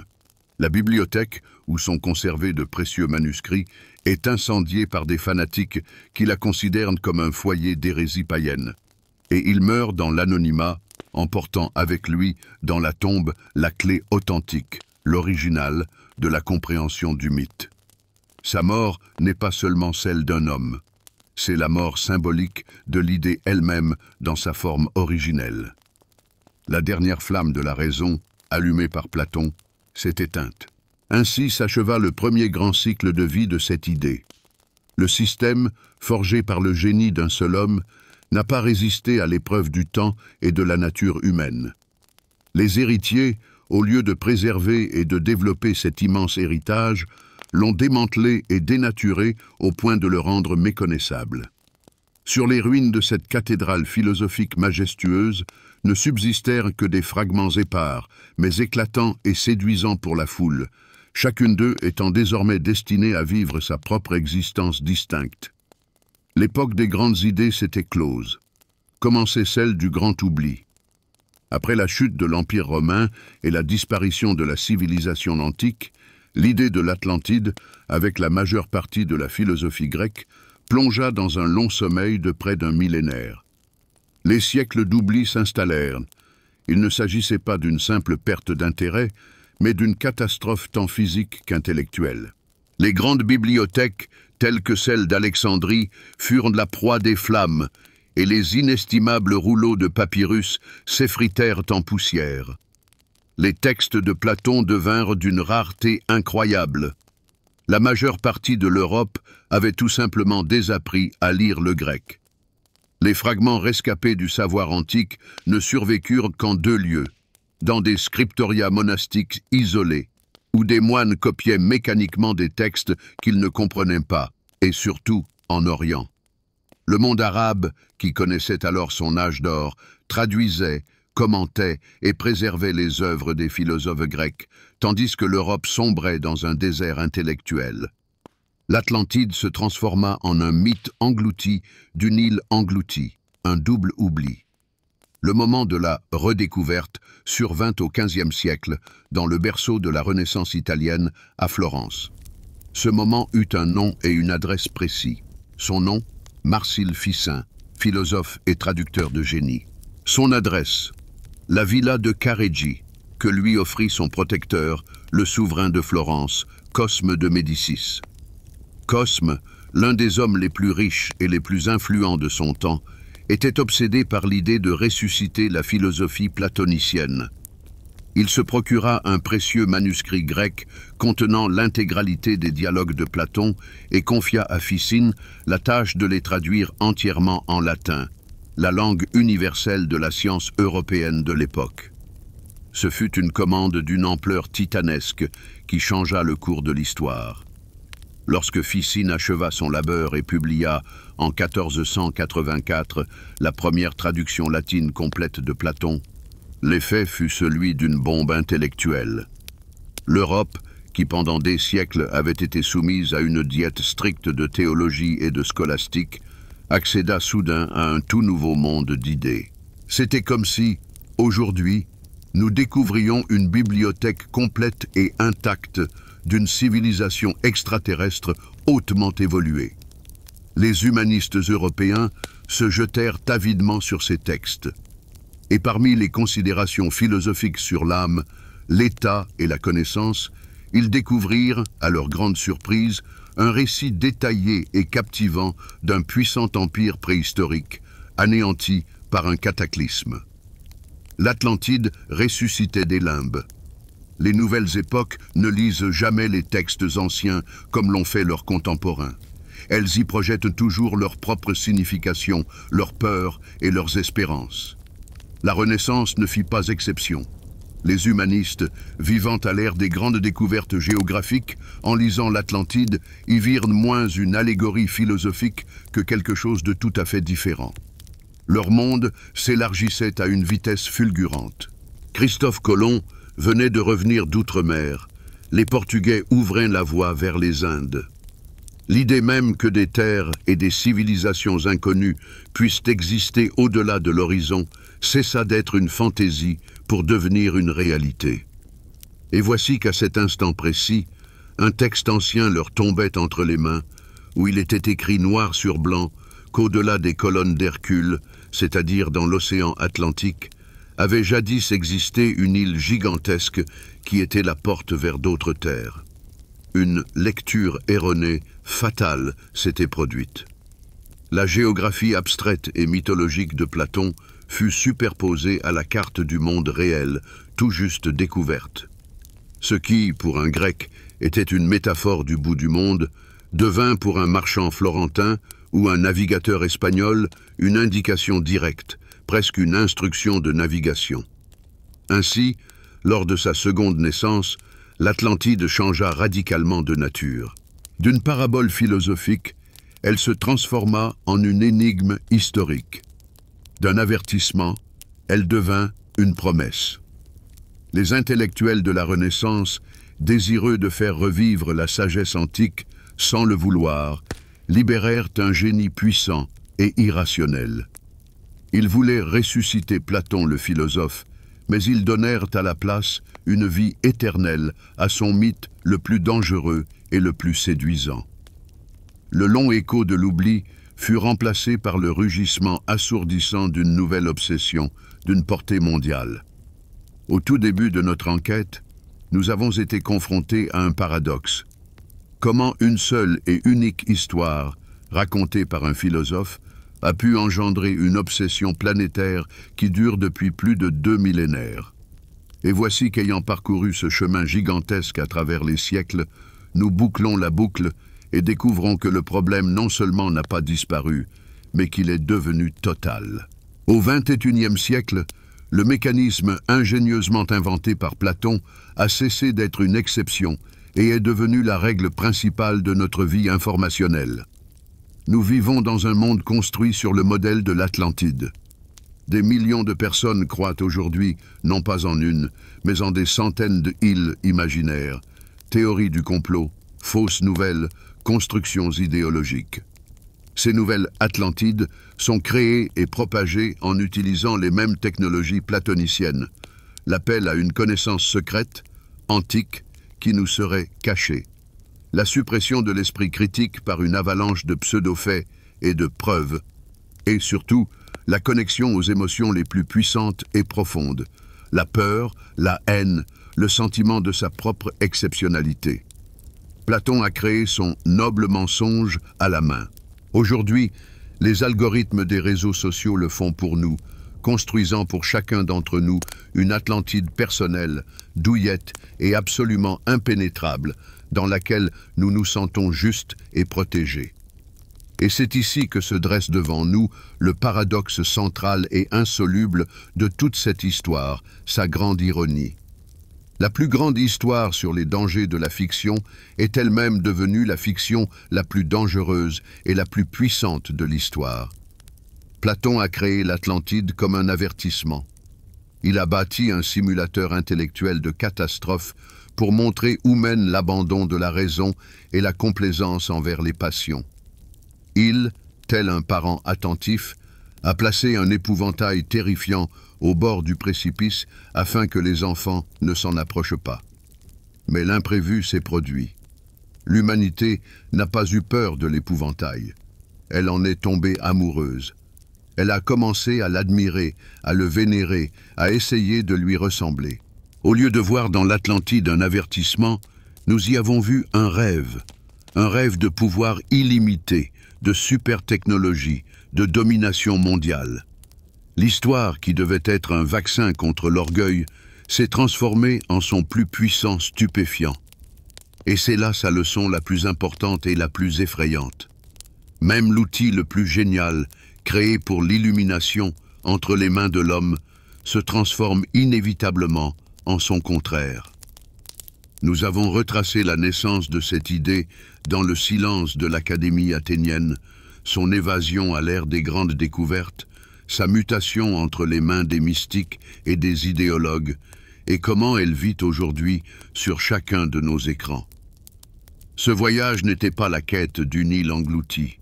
C'était la dissection du code narratif le plus puissant jamais créé par l'être humain. Et maintenant, toutes les cartes étant sur la table, nous nous retrouvons face à la question finale. Et en observant ce cycle de 2000 ans, la dernière et la plus importante question se pose.